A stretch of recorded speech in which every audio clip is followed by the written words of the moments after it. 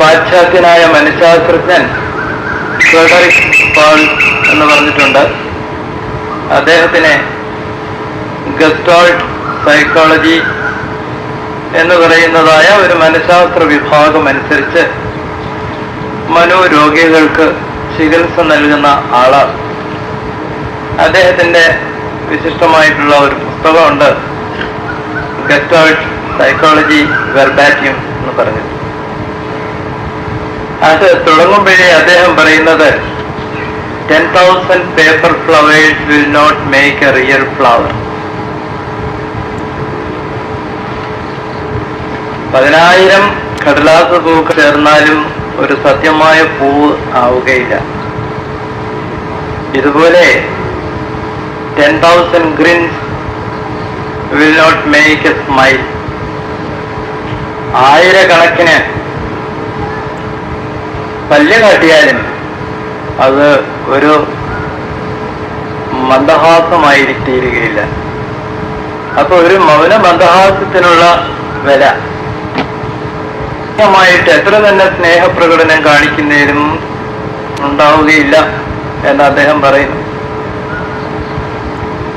നാം New York, London, Paris, Tokyo ഇങ്ങനെയൊക്കെയുള്ള വളരെ തിരക്ക് പിടിച്ച പട്ടണങ്ങളിൽ,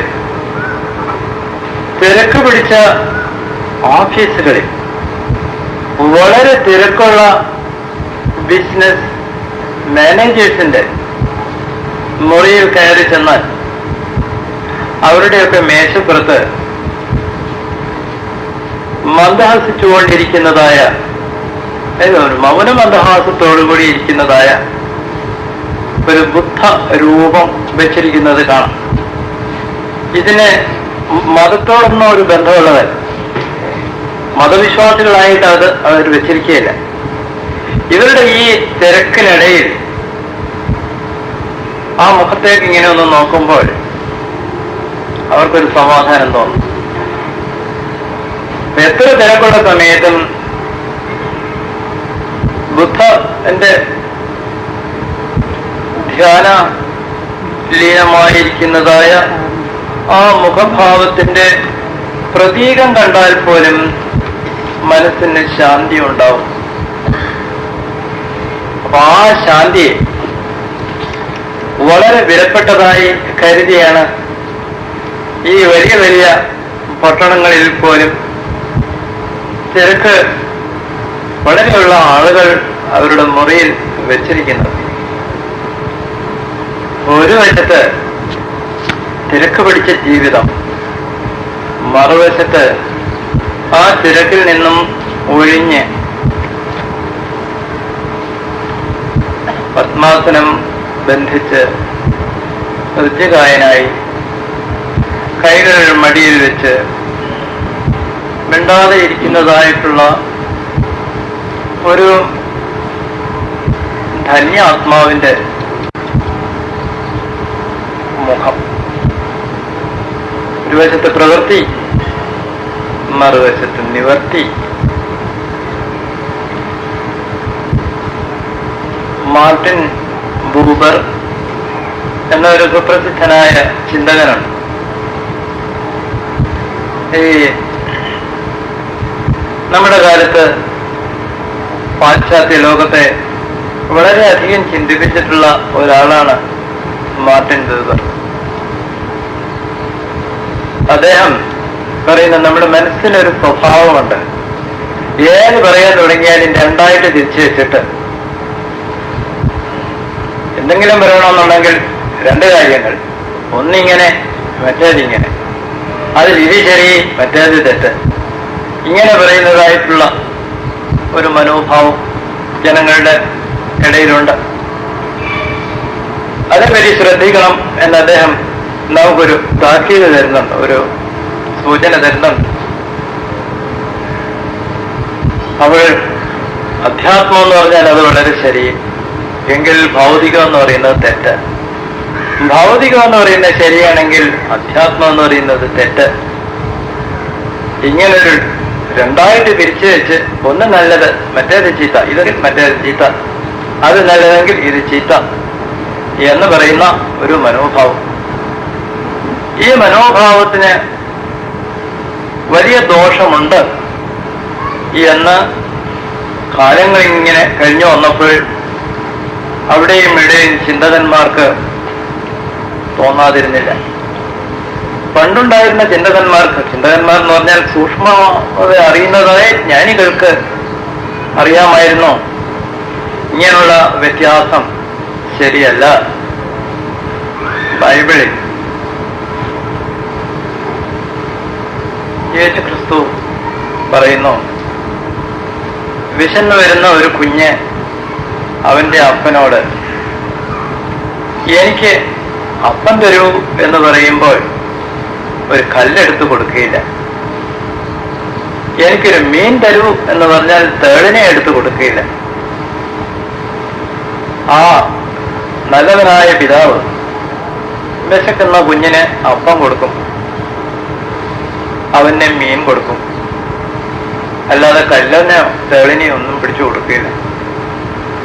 അപ്പോൾ കുഞ്ഞിന്റെ വിശപ്പ് മാറ്റുക എന്ന് പറയുന്നത് ഒരു വലിയ കാര്യമാണ് എന്ന് നമുക്ക് വേണമെങ്കിൽ ഈ വാക്യം ഉദ്ധരിച്ച് സ്ഥാപിക്കാം. അതേ യേശു തന്നെ വേറൊരു സന്ദർഭത്തിൽ പറയുന്നു, മനുഷ്യൻ ജീവിക്കുന്നത് അപ്പം കൊണ്ട് മാത്രമല്ല, പിന്നെ അവന്റെ വായിൽ നിന്ന് വരുന്ന ഓരോ വാക്കുകൊണ്ടുമാണ്. എന്ന് പറഞ്ഞാൽ അറിവ് കൊണ്ടാണ്. ഒരു വശത്ത് അപ്പത്തിനെ മാനിക്കണം, മറുവശത്ത് വാക്കിനെ അല്ലെങ്കിൽ ക്ഷയമില്ലാത്തതായ അറിവിനെയും മാനിക്കണം. ഇങ്ങനെ ശരീരത്തെ ആത്മാവിനെ ഒരുപോലെ മാനിക്കുന്നതായിട്ടുള്ള ഒരു ജീവിത സമ്പ്രദായം നമുക്ക് ആവശ്യമാണെന്നുണ്ടെങ്കിൽ കുഞ്ഞായിരിക്കുമ്പോഴേ അങ്ങനെ ഉള്ള ഒരു സമീപനം ജീവിതത്തോട് ഉണ്ടാക്കുവാൻ നമുക്ക് കഴിഞ്ഞാൽ വളരെ നന്ന്. ഏതാണ്ട് അങ്ങനെയുള്ള ഒരു വിദ്യാഭ്യാസമായിരുന്നു ഒരു കാലത്ത് നമുക്ക് കിട്ടിയിരുന്നത്. ഭാരതത്തിൽ ഒരു മനുഷ്യ ജീവിതത്തെ നാലായി തിരിച്ച് വെച്ച് സംസാരിക്കുന്ന ഒരു ഏർപ്പാട് പണ്ടുണ്ടായിരുന്നു. ബ്രഹ്മചര്യത്തിന്റെ കാലം, അത് കഴിഞ്ഞാൽ ഗാർഹസ്ഥ്യം, പിന്നെ വാനപ്രസ്ഥം, അതും കഴിഞ്ഞാൽ സന്യാസം. അങ്ങനെ 4 കാലഘട്ടം. അതിൽ ആദ്യത്തെ 25 കൊല്ലം പിന്നെയും ഒന്ന് ചെറുതായിട്ട് മുറിച്ചു വെച്ചു. 1 മുതൽ 5 വയസ്സ് വരെ ആ കുഞ്ഞിന്റെ ഗുരു അമ്മ, 5 വയസ്സ് കഴിഞ്ഞാൽ ഗുരു അച്ഛൻ, 12 വയസ്സായാൽ ആ കുഞ്ഞിനെ ഗുരുകുലത്തിൽ അയച്ചു. 12 മുതൽ 24 വയസ്സ് വരെ ഗുരുവായിരിക്കുന്നത് ശാസ്ത്രമറിയാവുന്നതായിട്ടുള്ള ഒരു ബ്രഹ്മവിത്ത്. അപ്പൊ 3 ഗുരുക്കന്മാർക്കായിട്ട് കൊടുത്തു 25 കൊല്ലം. അമ്മ എന്ത് പഠിപ്പിക്കണം, അച്ഛൻ എന്ത് പഠിപ്പിക്കണം, ഗുരു എന്ത് പഠിപ്പിക്കണം, അതെല്ലാം നിർദ്ദേശിച്ചിരുന്നു. ഈ ഗുരുവിന്റെ അടുത്തുനിന്ന് തിരിച്ചു വരുമ്പോൾ ഗുരുവിന്റെ അടുത്തുനിന്ന് ഇയാൾ പലതും കേട്ടിട്ടാണ് വരുന്നത്. തിരിച്ചു വന്ന ഗാർഹസ്ഥ്യം തുടങ്ങുന്നു. അപ്പോൾ ജീവിതത്തിൽ പല പുതിയ സംഘടനകളും അയാൾക്ക് നേരിടേണ്ടതായിട്ട് വരുന്നു. ഞാൻ എന്ത് ചെയ്യണം ഈ നിമിഷത്തിൽ, ഈ അവസരത്തിൽ എന്നയാൾ ആലോചിക്കുമ്പോൾ, ഗുരു എന്നോട് അങ്ങനെ പറഞ്ഞല്ലോ, ഗുരു എന്നോട് പറഞ്ഞ ആ കാര്യം പ്രയോഗത്തിൽ വരുത്തേണ്ട സമയമായിരിക്കുന്നു, ഇതിപ്പോ ഞാൻ പ്രയോഗിക്കണം എന്ന് ഓർത്ത് അയാൾ ചെയ്യും. ഗുരു എന്ന് കേട്ടതിന് ശ്രുതി എന്ന് പറയും. ഇപ്പൊ ഓർമ്മിച്ച് ചെയ്യാൻ തുടങ്ങുമ്പോൾ ആ ശ്രുതി തന്നെ സ്മൃതിയായി. അപ്പൊ ശ്രുതിയും സ്മൃതിയും രണ്ടും ജീവിതത്തിൽ വേണം. ശ്രുതി എന്ന് പറയുന്നത് അപ്രയോറി, തിയറിറ്റിക്കൽ. സ്മൃതി എന്ന് പറഞ്ഞാൽ ആപ്ലിക്കേഷൻ. ഇപ്പൊ ഒന്നിനെ അപ്രയോറി, പോസ്റ്റീരിയോറി, കേട്ടു, പ്രവർത്തിച്ചു, ഇങ്ങനെയുള്ള. പിന്നെ അയാൾ ഗാർഹസ്ഥ്യത്തിലിരിക്കുമ്പോൾ, ആദ്യകാലം ബ്രഹ്മചാരിയായിരുന്നു. ഗാർഹസ്ഥ്യത്തിലിരിക്കുമ്പോൾ അയാൾ ആരാണ്? ബ്രഹ്മചര്യം വിട്ടോ? അങ്ങനെയല്ല നമ്മുടെ അതേപറ്റിയുള്ള ഭാവന. ബ്രഹ്മചര്യത്തിന്റെ കൂടെയാണ് അയാൾ പിന്നെ ഗൃഹസ്ഥനായിരിക്കുമ്പോഴും അയാൾ ബ്രഹ്മചാരിയാണ്. അപ്പൊ ബ്രഹ്മചാരി എന്ന് പറയുമ്പോൾ അവിടെ എന്താണ് അർത്ഥം? കല്യാണം കഴിക്കാത്ത ആളിനെയല്ലേ നമ്മൾ സാധാരണ ബ്രഹ്മചാരി എന്ന് പറയുന്നത്. അങ്ങനെ മനസ്സിലാക്കിയാൽ പോരാ. ബ്രഹ്മം എന്ന് പറഞ്ഞാൽ എല്ലാറ്റിനെയും ഉൾക്കൊള്ളുന്നതായിട്ടുള്ള ഒരു മഹാസത്യം. ഒരു സത്യത്തിന് പല പല പല ഭാവങ്ങളുണ്ട്. ഒരു മാല എന്ന് പറയുന്നതിനകത്ത് പലമാതിരി പൂക്കളുണ്ട്. പൂക്കൾ മാത്രമല്ല, നാം കാണാതെ ആ പൂക്കളെല്ലാം കോർത്ത് കെട്ടിയിരിക്കുന്നതായിട്ടുള്ള ഒരു നാരും അതിന്റെ അകത്തുണ്ട്, അല്ലെങ്കിൽ നൂലും അതിന്റെ പിന്നിലുണ്ട്. ഇങ്ങനെ നാനാത്വത്തിനെ എല്ലാം ഏകീകരിക്കുന്നതായിട്ടുള്ള ഒരു തത്വം അതിൽ കൂടെ ഇരിക്കുന്നു. ഇതുപോലെ എല്ലാറ്റിനെയും ഉൾക്കൊള്ളുന്നതായ ഒരു പരമാർത്ഥത്തെ നാം എല്ലാം എന്ന് പറയും. ഈ മലയാളത്തിൽ എല്ലാം എന്ന് പറയുന്നത് തന്നെ അതിന്റെ അക്ഷരം നോക്കുകയാണെങ്കിൽ ഇംഗ്ലീഷിലെ എൽ തന്നെ. അപ്പൊ ഓൾ എന്ന് പറയുന്നത്. ബ്രഹ്മം എന്ന് പറഞ്ഞാൽ വേറെ അർത്ഥമൊന്നുമില്ല, ഓൾ, എല്ലാം. എല്ലാമായിരിക്കുന്ന എന്ത്? സത്യമായിരിക്കുന്ന എല്ലാം എന്നാണ്. വെറും എല്ലാം തന്നെ, സത്യമായിരിക്കുന്ന എല്ലാം. അപ്പൊ എവിടോട്ട് തിരിഞ്ഞാലും സത്യമുണ്ട്. ആ സത്യത്തെ വിട്ടു ഞാൻ നടക്കുകയില്ല എന്ന് പറയുന്ന ആളുടെ പേരാണ് ബ്രഹ്മചാരി എന്ന് പറയുന്നത്. എന്ന് പറഞ്ഞാൽ ചരിക്കുക, നടക്കുക, പോവുക. സത്യത്തിൽ കൂടെ മാത്രം നടക്കുന്നതിനാണ് ഞാൻ. കല്യാണം കഴിച്ചെന്ന് വിചാരിച്ച് സത്യം വിട്ടു പോകേണ്ട ആവശ്യമുണ്ടോ? കല്യാണം കഴിച്ചാലും പിന്നെയും സത്യത്തിൽ തന്നെ ജീവിക്കണം. അപ്പൊ ഗൃഹസ്ഥനായിരിക്കുകയും അയാൾ ബ്രഹ്മചാരിയാണ്. അയാള് തന്റെ ഭാര്യയോടല്ലാതെ വേറൊരു സ്ത്രീയോടും ഭാര്യയോടൊന്നു പോലും പെരുമാറുകയില്ല. എന്തുകൊണ്ട്? അയാൾ ബ്രഹ്മചാരിയാണ്. തന്റെ സ്ത്രീയെയും അദ്ദേഹം ഒരു ഉപയോഗവസ്തുവായിട്ട് കണക്കാക്കുകയില്ല. തന്നെ പോലെയുള്ള ആത്മാവോടുകൂടിയ ഒരു ജീവൻ ആണെന്ന് തന്നെ കരുതി ബഹുമാനിച്ച് പെരുമാറുള്ളൂ. ഓരോ വാക്കും കരുതിയെ സംസാരിക്കുകയുള്ളൂ. അത് വിട്ടുപോകുന്ന ആൾക്ക് വ്യഭിചര്യാന്ന് പറയും. വഴി വിട്ടുപോകുന്ന. ഇപ്പൊ വ്യഭിചര്യം എന്ന് പറഞ്ഞാൽ വേശ്യാലയത്തിൽ പോകണമെന്നൊന്നും അർത്ഥമില്ല. വഴി വിട്ടുപോകുന്ന, വഴി വിടാതിരിക്കുന്നവൻ. ഇപ്പൊ വഴി വിടാതെ ജീവിക്കുന്ന ആൾ ആയിരിക്കണം ഇയാൾ ഗൃഹസ്ഥനായിരുന്നാൽ. പിന്നെ ഗൃഹസ്ഥനായിരിക്കുമ്പോൾ അയാൾക്ക് പലമാതിരി കർമ്മങ്ങളുണ്ട്. കുറച്ച് പ്രായമായി കഴിഞ്ഞാൽ ഈ കർമ്മങ്ങളൊന്നും ചെയ്യാൻ സാധിക്കില്ല. എന്നാലും മനസ്സിന് അതിനോട് ആഭിമുഖ്യമുണ്ട്. ഇത് നല്ല കാര്യമാണ്, ഇത് ചെയ്യേണ്ടതാണ്. ആ ഉത്സാഹം വിടുന്നില്ല, അതിനുള്ള താല്പര്യം വിടുന്നില്ല, ഇത് ചെയ്യാൻ കഴിയില്ല. അവൾ മനസ്സുകൊണ്ട് അതിന്റെ മൂല്യാംശത്തിലേക്ക് നമ്മൾ വരിക, അതിനെ മാനിക്കുക, വെളിയിലുള്ള കർമ്മത്തെ കുറേശ്ശെ അങ്ങോട്ട് വിടുക. അപ്പോഴേ നമ്മൾ പറയാം അയാൾ ഒരു വാനപ്രസ്ഥിയായി. അപ്പോഴും അയാൾ ബ്രഹ്മചാരിയാണ്. അയാൾ സത്യത്തിന്റെ വഴി വിട്ടിട്ട് പോകുന്നില്ല. പിന്നെ അയാൾ ഏതായാലും നാളെ ഞാൻ എല്ലാവരെയും വിട്ടു പോകേണ്ടവനാണ്. ഒറ്റയ്ക്ക് വന്നു, ഒറ്റയ്ക്ക് തന്നെ പോവുകയും വേണം. അപ്പോൾ മരിക്കുന്ന സമയത്ത് ധനം വെച്ചിരിക്കുന്ന അറയുടെ താക്കോലിനും മറ്റും പിടിച്ച് വിഷമിക്കാതെ ഇപ്പോഴേ തന്നെ അതങ്ങ് താഴെ വെച്ചേക്കാം. നമ്മുടെ കെട്ടുകളെല്ലാം ഇപ്പൊ തന്നെ താഴെ വെച്ചേക്കാം എന്ന് കരുതി നേരത്തെ എല്ലാം വിട്ടിട്ട് സൗമ്യനായിട്ട് ഉറങ്ങാൻ പോകുന്നത് പോലെ അത്രയും ശാന്തതയോടുകൂടി മരണത്തെ പ്രാപിക്കാൻ തയ്യാറായി. മരണത്തിനപ്പുറത്ത് എന്താ നമുക്കറിയാൻ പാടില്ലല്ലോ. ഒരുപക്ഷെ ജീവിതത്തെക്കാൾ വലിയ എന്തെങ്കിലും ആയിരിക്കാം. അതിലേക്ക് നടന്നു പോകുന്നതിന് ശാന്തനായിട്ട് പോകാനുള്ള ഒരു പരിചയമെന്ന നിലയിൽ അയാൾ സന്യാസിയാവുമ്പോഴും അയാൾ ബ്രഹ്മചാരിയാണ്. പിന്നെ ഈ ബ്രഹ്മചാരി എന്നുള്ളതിന് ആ വേറെ പുതിയ അർത്ഥം എങ്ങനെ വന്നു? ആദ്യത്തെ 25 കൊല്ലം അയാൾ കല്യാണം കഴിക്കാതെ ജീവിച്ചിരുന്നതുകൊണ്ട് അങ്ങനെ ഒരു അർത്ഥം വന്നു. ഇപ്പൊ ബാച്ചിലർ എന്ന് ഇംഗ്ലീഷിൽ പറയും. പണ്ട് ഒളിമ്പിക് മത്സരങ്ങൾക്ക് വേണ്ടി ഓടുന്നവർക്ക് ഇലയും ഒലിവ് മരത്തിന്റെ ഇലയും പൂവും കൊണ്ട് ഉള്ള മാല ചാർത്തി അവരെ സ്വീകരിക്കുമായിരുന്നു. അതുകൊണ്ട് ബാക്ക ലോറ എന്നുള്ള അർത്ഥത്തിൽ ബാക്കായും ലോറായി ബാക്കുലറേറ്റ് എന്ന് വിളിച്ചു. അത് കൊടുത്ത് മരിക്കുന്ന ആള്. അപ്പോൾ ആദ്യത്തെ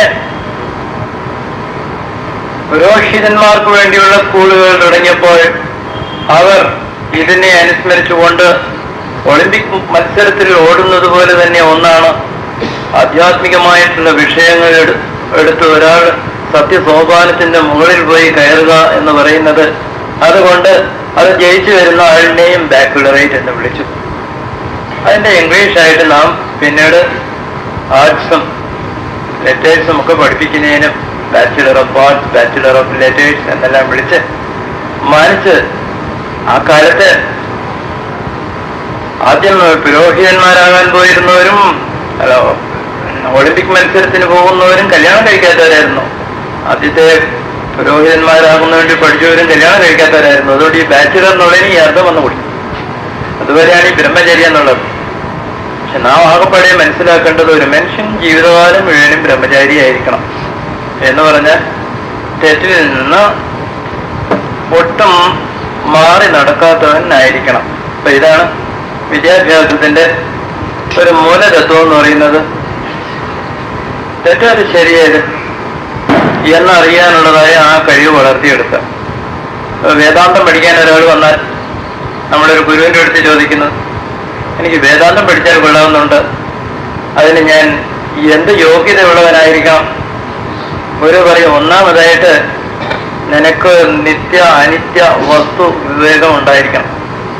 നിത്യമേത് അനിത്യമേത്, നിത്യമായ മൂല്യമേത് അനിത്യമായ മൂല്യമേത്, ഇത് രണ്ടും തിരിച്ചറിയാനുള്ള ഒരു കഴിവ് നിനക്കുണ്ടായിരിക്കണം. അപ്പോഴാണ് നിനക്ക് ഒന്നാമത്തെ യോഗ്യത. രണ്ടാമത്തെ യോഗ്യത എന്താണ്? രണ്ടാമത് നിനക്ക്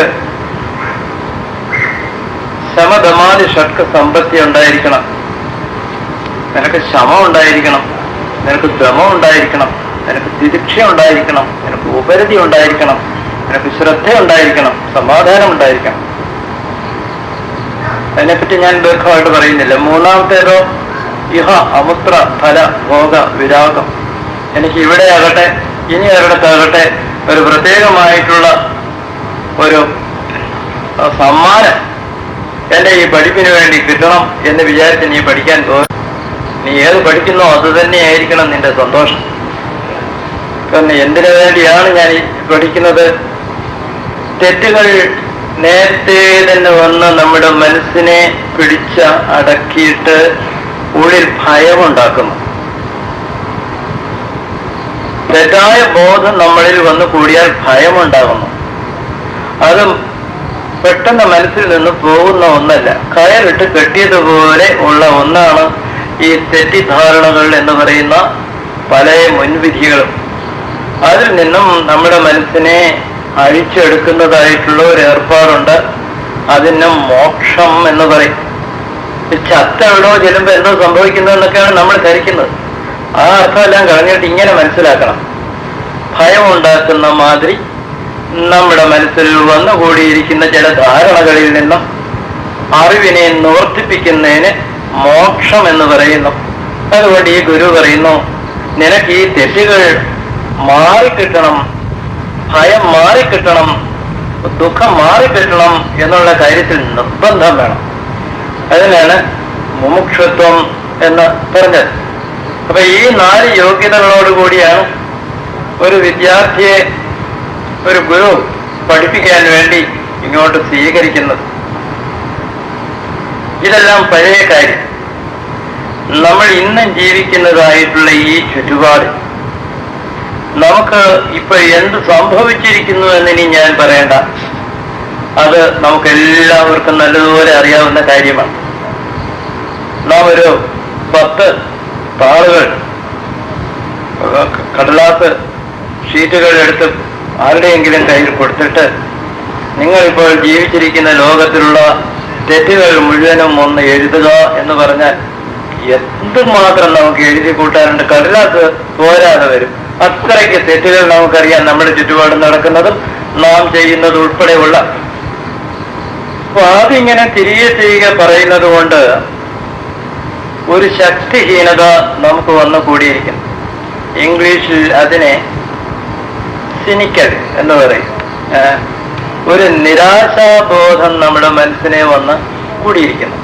ഈ ലോകം ഇങ്ങനെ ഇരിക്കുകയുള്ളൂ, ഇത് നന്നാവില്ല എന്നുള്ള വിചാരം ഉണ്ടായാൽ പിന്നെ എങ്ങനെ നന്നാവാൻ പോകുന്നു? പിന്നെ അത് നന്നാവില്ല. നേരെ മറിച്ച് എത്ര തന്നെ ദോഷങ്ങൾ ഇപ്പോൾ ഉണ്ടായിരുന്നാലും ഈ മനുഷ്യനുണ്ടാക്കിയ തെറ്റുകൾ തന്നെയാണല്ലോ ഇതെല്ലാം. അതുകൊണ്ട് മനുഷ്യൻ ഈ തെറ്റുകൾ തിരുത്താനും സാധിക്കും എന്ന് നാം തീരുമാനിക്കുകയാണെങ്കിൽ ഈ നിരാശാവാദത്തിന്റെ ആവശ്യമില്ല. നമുക്ക് തെറ്റുകൾ ഒന്നൊന്നായി തിരുത്തുവാൻ കഴിയും. നമുക്ക് ആദ്യമായിട്ട് വേണ്ടുന്നത് ഒരു ശുഭപര്യായ അവസാനി എന്ന് പറയുന്നതായിട്ടുള്ള ഒരു ബുദ്ധി. ഇത് ശുഭമായിട്ട് പര്യവസാനിക്കും എന്ന ഒരു ബുദ്ധിയോടുകൂടി നാം നമ്മുടെ പ്രശ്നങ്ങളെ കയ്യിലേക്ക് എടുക്കണം. അങ്ങനെ ഉള്ള ഒരു മനസ്സോടുകൂടി നാം പ്രശ്നത്തെ സമീപിക്കുന്ന സമയത്താണ്, ഞാൻ നേരത്തെ പറഞ്ഞല്ലോ, നാം രണ്ടായി പിരിച്ചു വെച്ച് ചിന്തിക്കും, ഇതല്ലെങ്കിൽ മറ്റത് എന്ന്. എന്നാൽ നമുക്ക് വേറെ തരത്തിൽ കൂടെ ചിന്തിച്ച് നോക്കിയാൽ എന്താണ്? ഇതും അതോടൊപ്പം മറ്റതും. അതാണ് ഞാൻ ഒരു കഥ പറഞ്ഞത്. അപ്പൻ കുഞ്ഞിന് കൊടുക്കുന്നതായിട്ടുള്ള അപ്പവും അതുപോലെ തന്നെ ആ വളർന്നു വരുന്ന കുഞ്ഞിന്റെ അന്തരാത്മാവിനെ പ്രചോദിപ്പിക്കുന്നതിന് വേണ്ടിയുള്ളതായ ഈ അറിയോ, ഇത് രണ്ടും കൂടെ എന്തുകൊണ്ട് നമുക്ക് കൊടുക്കാൻ സാധിക്കും? ഭഗവത്ഗീത എടുത്ത് നോക്കുകയാണെങ്കിൽ അതിൽ ഏതൊരു വാക്കാണ് ഏറ്റവും അധികം ഉപയോഗിച്ചിരിക്കുന്നത് എന്ന് നോക്കിയാൽ നമുക്ക് കാണാൻ കഴിയും. അപിച്ച എന്ന് പറയുന്ന ഒരു പ്രയോഗമാണ് ഭഗവത്ഗീതയിലെ ഏറ്റവും അധികം ഉപയോഗിക്കപ്പെട്ടുള്ള ഒരു പ്രയോഗം. അപിച്ച എന്ന് പറഞ്ഞാല് ഇതും കൂടി, അതും ഇതും രണ്ടും ചേർത്തെടുക്കുന്നതിനാണ് ആൻഡ് ദിസ് ഓൾസോ എന്ന് നമ്മൾ പറയുന്നതിനെയാണ് അപിച്ച. This and this also, that and this also എന്നിങ്ങനെ രണ്ടെണ്ണത്തിനെ സമന്വയിച്ച് രണ്ടെണ്ണത്തിനെ ചേർത്ത് വെച്ച് ഒന്നിച്ചെടുക്കുവാനുള്ള ഒരു മനോഭാവം നമുക്ക് ഉണ്ടാവണം. നാം ശരീരവർത്തികളായിരിക്കുന്നു, എന്നാൽ ആ ശരീരത്തിൽ അതിസൂക്ഷ്മമായി ഇരിക്കുന്നതായ ഒരു അറിവും കൂടിയുണ്ട്. ആ അറിവ് വികലമായാൽ ശരീരവും വികലമാകും, ശരീരം വികലമായാൽ അറിവും വികലമാകും. വളരെ കാലം നമുക്ക് ഉണ്ടായിരുന്ന ഒരു ചിന്ത, ഈ ആത്മാവ് ഒരു കൂട്ടിനകത്തൊരു കിളി കയറിയിരിക്കുന്നത് പോലെ ഈ ശരീരത്തിനകത്ത് കയറിയിരിക്കുന്നു, കുറച്ച് കഴിയുമ്പോൾ അത് അതിനകത്തൊന്ന് പറന്നു പോകും എന്നൊരു വിചാരമായിരുന്നു. എന്നാൽ ശാസ്ത്രം നാം കൂടുതൽ പഠിച്ചു വന്നതോടുകൂടി അതിന്റെ വെളിച്ചത്തിൽ നാം ആധ്യാത്മികതയെ പിന്നെയും പരിശോധിച്ച് ചെല്ലുകയും ചെയ്തപ്പോൾ അത്ര പെട്ടെന്ന് രണ്ടായിട്ട് പിരിച്ചു വയ്ക്കാവുന്ന കാര്യങ്ങളല്ല ഈ ജഡമെന്ന് പറയുന്നതും ചൈതന്യം എന്ന് പറയുന്നതും, അല്ലെങ്കിൽ ശരീരം എന്ന് പറയുന്നതും മനസ്സെന്ന് പറയുന്നതും, ഭൗതികത എന്ന് പറയുന്നതും ആത്മീയത എന്ന് പറയുന്നതും എന്നുള്ള ബോധം ഇപ്പോൾ നമുക്ക് കൂടി വന്നുകൊണ്ടിരിക്കുന്ന ഒരു സമയമാണ്. അതുകൊണ്ട് നാം നമ്മുടെ ആകെ ജീവനെ കണക്കിലെടുത്തുകൊണ്ട് വേണം ഇതിലേത് പ്രശ്നത്തെയും സമീപിക്കാൻ. ഈ 2-3 ആഴ്ചയ്ക്ക് മുമ്പ് ഞാനൊരു ഹോമിയോ ഡോക്ടറുടെ അടുത്ത് പോയി. അപ്പൊ അദ്ദേഹം പെട്ടെന്ന് സ്റ്റെത്തോസ്കോപ്പും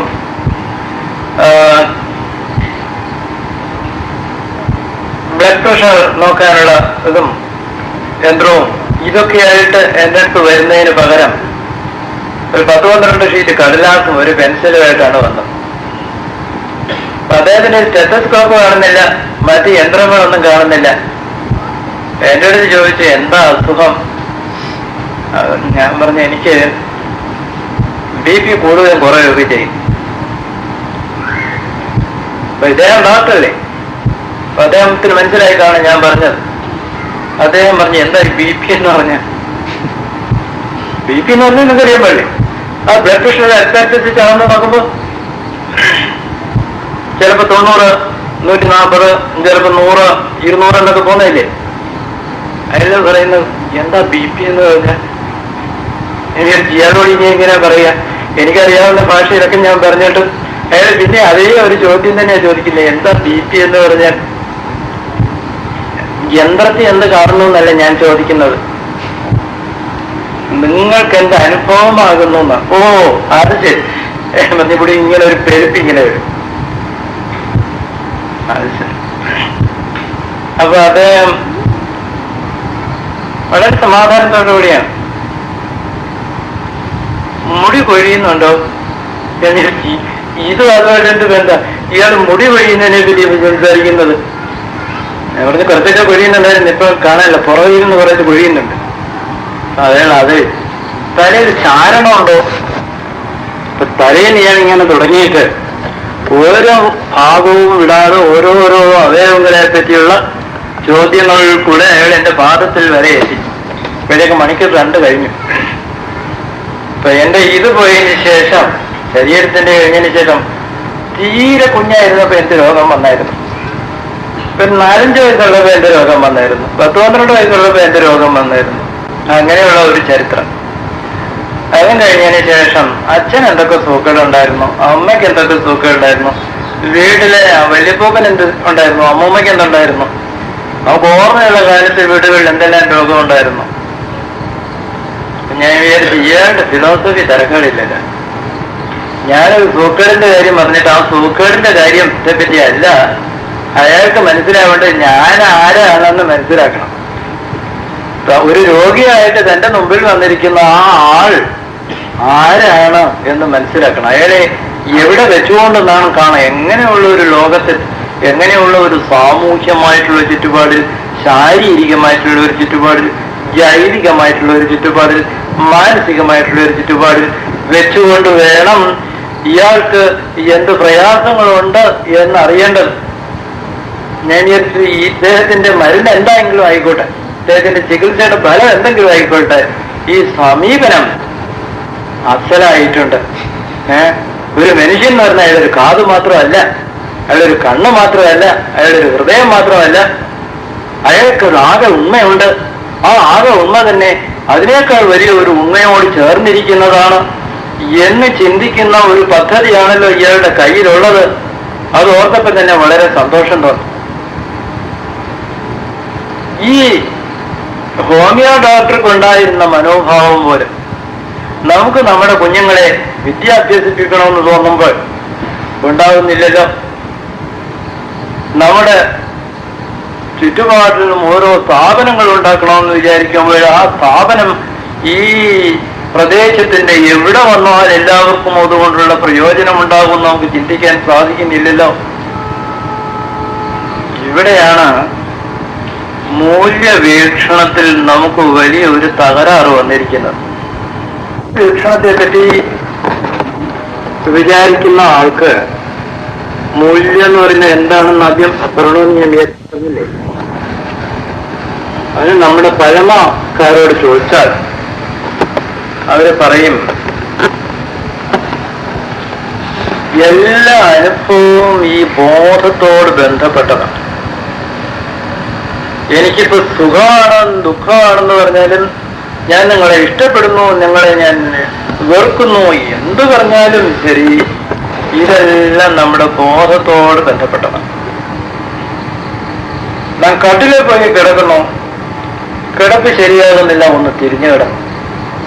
അപ്പൊ ഉള്ളിൽ ആകെയുള്ള ഒരു ബോധമുണ്ട്. ആ ബോധത്തിന് എന്തോ ഒരു പങ്കുകളുള്ളതുപോലെ തോന്നിയപ്പോ മറുവശത്തേക്ക് തിരിഞ്ഞു.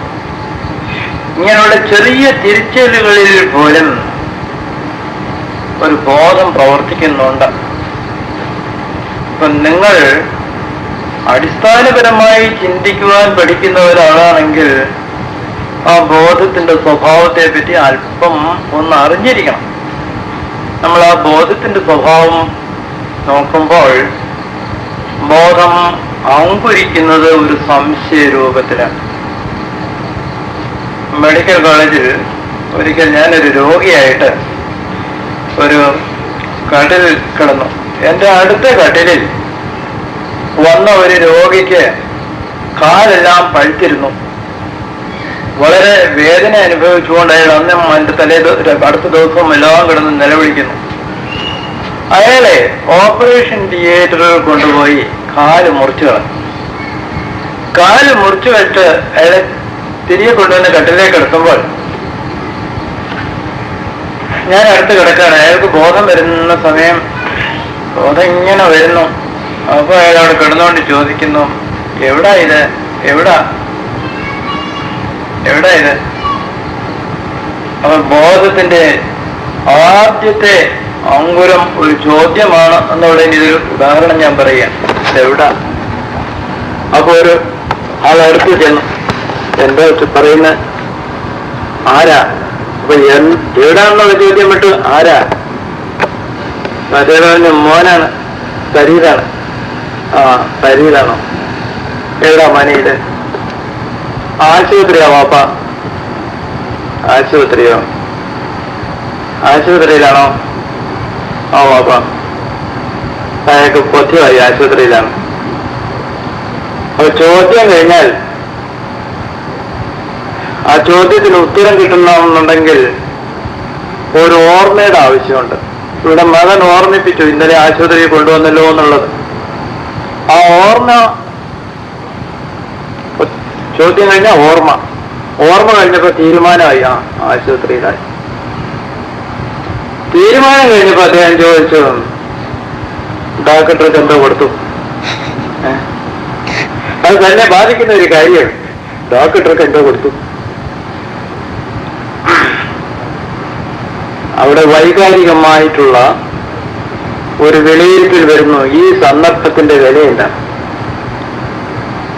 ഇതിനെ പഴയ ടെക്നിക്കലായിട്ടുള്ള ഭാഷയിൽ പറയുകയാണെങ്കിൽ വേദാന്തികൾ പറയും, ആദ്യം സംശയരൂപത്തിൽ മനസ്സ് വരുന്നു, പിന്നെ സ്മരണയുടെ രൂപത്തിൽ ചിത്തം വരുന്നു, നിശ്ചയത്തിന്റെ രൂപത്തിൽ ബുദ്ധി വരുന്നു, ആനന്ദത്തിന്റെ രൂപത്തിൽ അഹങ്കാരം വരുന്നു. ഇവിടെ അഹങ്കാരം എന്ന് വെച്ചാൽ ഇവനൊരു അഹങ്കാരി എന്ന് പറയുന്ന അർത്ഥത്തിലല്ല, അഹം, ഞാൻ എന്നുള്ളതിനോട് ബന്ധപ്പെടുത്തി സംസാരിക്കുന്നു, ചിന്തിക്കുന്നു. നമ്മൾ ഓരോരുത്തരിലും പ്രവർത്തിച്ചുകൊണ്ടിരിക്കുന്ന ബോധത്തിന്റെ ഒരു മധ്യബിന്ദുവുണ്ട്. അവിടെയാണ് ഞാൻ എന്ന് നമ്മൾ പറയുന്നത്. ഞാനീ പറയുന്നത് സാമൂഹ്യമായിട്ടുള്ള അഹന്തരതയല്ല, പിന്നെ വ്യക്തി മനസ്സിലിരിക്കുന്നതായിട്ടുള്ള ആശയങ്ങളെയും വസ്തുബോധത്തെയും ജീവജ്ഞാനത്തെയും എല്ലാം കൊണ്ടുപോയി ഒരു മധ്യബിന്ദുവിൽ ചേർത്ത് വെച്ച് ഇതിനെല്ലാത്തിനും സംബന്ധവും മൂല്യവും ഉണ്ടാക്കി കൊടുക്കുന്നതായിട്ടുള്ള ഒരു പ്രക്രിയ നടക്കുന്നു. ആ പ്രക്രിയയാണ് ഐ എന്ന് പറയുന്നത്. ഐ എന്ന് പറയുന്നത് നമുക്ക് ഒരു സർവനാമമായിട്ട് തോന്നാമെങ്കിലും അത് അങ്ങനെയുള്ള ഒരു നാമമല്ല. അതൊരു വെർബാണ്, അതൊരു ഫങ്ഷനാണ്, അതൊരു പ്രോസസ്സാണ്. ആ അഹം, ഞാൻ എന്ന് പറയുന്നതായിട്ടുള്ള ആ പ്രോസസ്സിന് 3 ഭാവങ്ങൾ എപ്പോഴും ഉണ്ടായിക്കൊണ്ടിരിക്കുന്നുണ്ട്. അതിന് മനഃശാസ്ത്രജ്ഞന്മാർ കോഗ്നിഷൻ, കൊണേഷൻ, അഫെക്ഷൻ എന്ന് പറയും. ആദ്യം കാണുക, പിന്നെ ഇതെന്താണെന്ന് അറിയുക, അതിനോട് ബന്ധപ്പെടുക, വൈകാരികമായിട്ട് അല്ലെങ്കിൽ മൂല്യബോധത്തോടു കൂടി അതിനോട് ബന്ധപ്പെടുക. അസ്ഥി, ഭാതി, പ്രിയം. അപ്പോൾ നമ്മുടെ പ്രിയാപ്രിയങ്ങളെ ഉണ്ടാക്കിക്കൊണ്ടിരിക്കുന്ന ഒന്നിലാണ് നാം പോയി അവസാനിച്ചത്. ആ ഏത് അസ്ഥിരയും ചെന്ന് അവസാനിക്കുന്നത് എവിടെയെന്ന് ചോദിച്ചാൽ ഈ പ്രിയാപ്രിയങ്ങളിലാണ്. ഇപ്പൊ മൂല്യബോധം എന്ന് പറഞ്ഞാൽ നമ്മളിൽ പ്രിയാപ്രിയങ്ങൾ ഉളവാക്കുന്നതായിട്ടുള്ള ഒന്ന് എല്ലാ അനുഭവത്തിലും ഇരിക്കുന്നു. ആ പ്രിയാപ്രിയങ്ങൾ ഉണ്ടാകുമ്പോൾ ഉണ്ടാകുന്നതായ പ്രിയം ഒരു ശാശ്വതമായിട്ടുള്ള മൂല്യം കൊണ്ടുണ്ടാകുന്ന പ്രിയമാണോ, നൈമേഷികമാകുന്ന മൂല്യം കൊണ്ടുണ്ടാകുന്ന പ്രിയമാണോ എന്ന് തീരുമാനിക്കുന്നതിനെയാണ് നേരത്തെ നിത്യാനിത്യ വസ്തു വിവേകം എന്നെല്ലാം നാം പറഞ്ഞത്.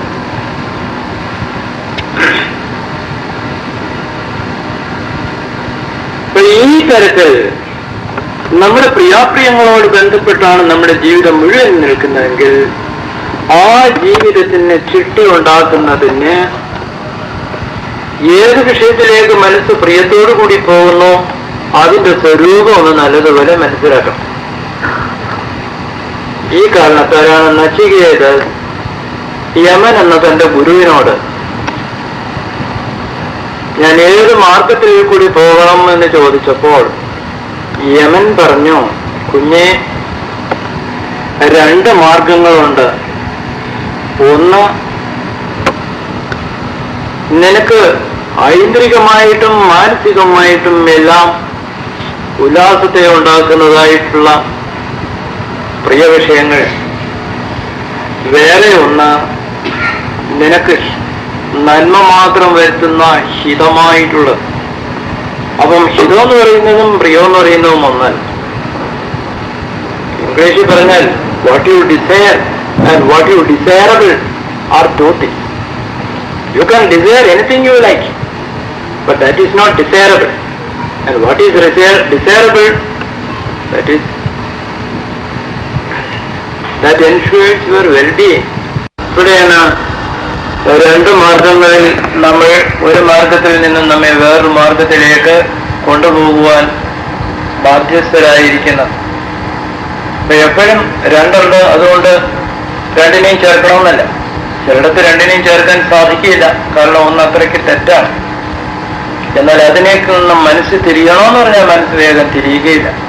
അപ്പോൾ മനസ്സ് തിരിയണമെന്നുണ്ടെങ്കിൽ ഏത് നമുക്ക് പ്രിയമായി തോന്നിയോ അതിലേക്കുണ്ടായിരിക്കുന്ന ആകർഷണത്തേക്കാൾ വലിയ ഒരു ആകർഷണം ഹിതമായിട്ടുള്ളതിൽ നാം വളർത്തിയെടുക്കേണ്ടതായിട്ടിരിക്കുന്നു. നമ്മളുടെ മൂല്യങ്ങളിൽ വളരെയധികം കൾട്ടിവേറ്റഡ് വാല്യൂസ്. അപ്പോൾ പൊതു പരസ്യങ്ങളിൽ കൂടെയും മറ്റും ഒന്ന് കണ്ട് നാം ഭ്രമിച്ചു പോകുന്നു.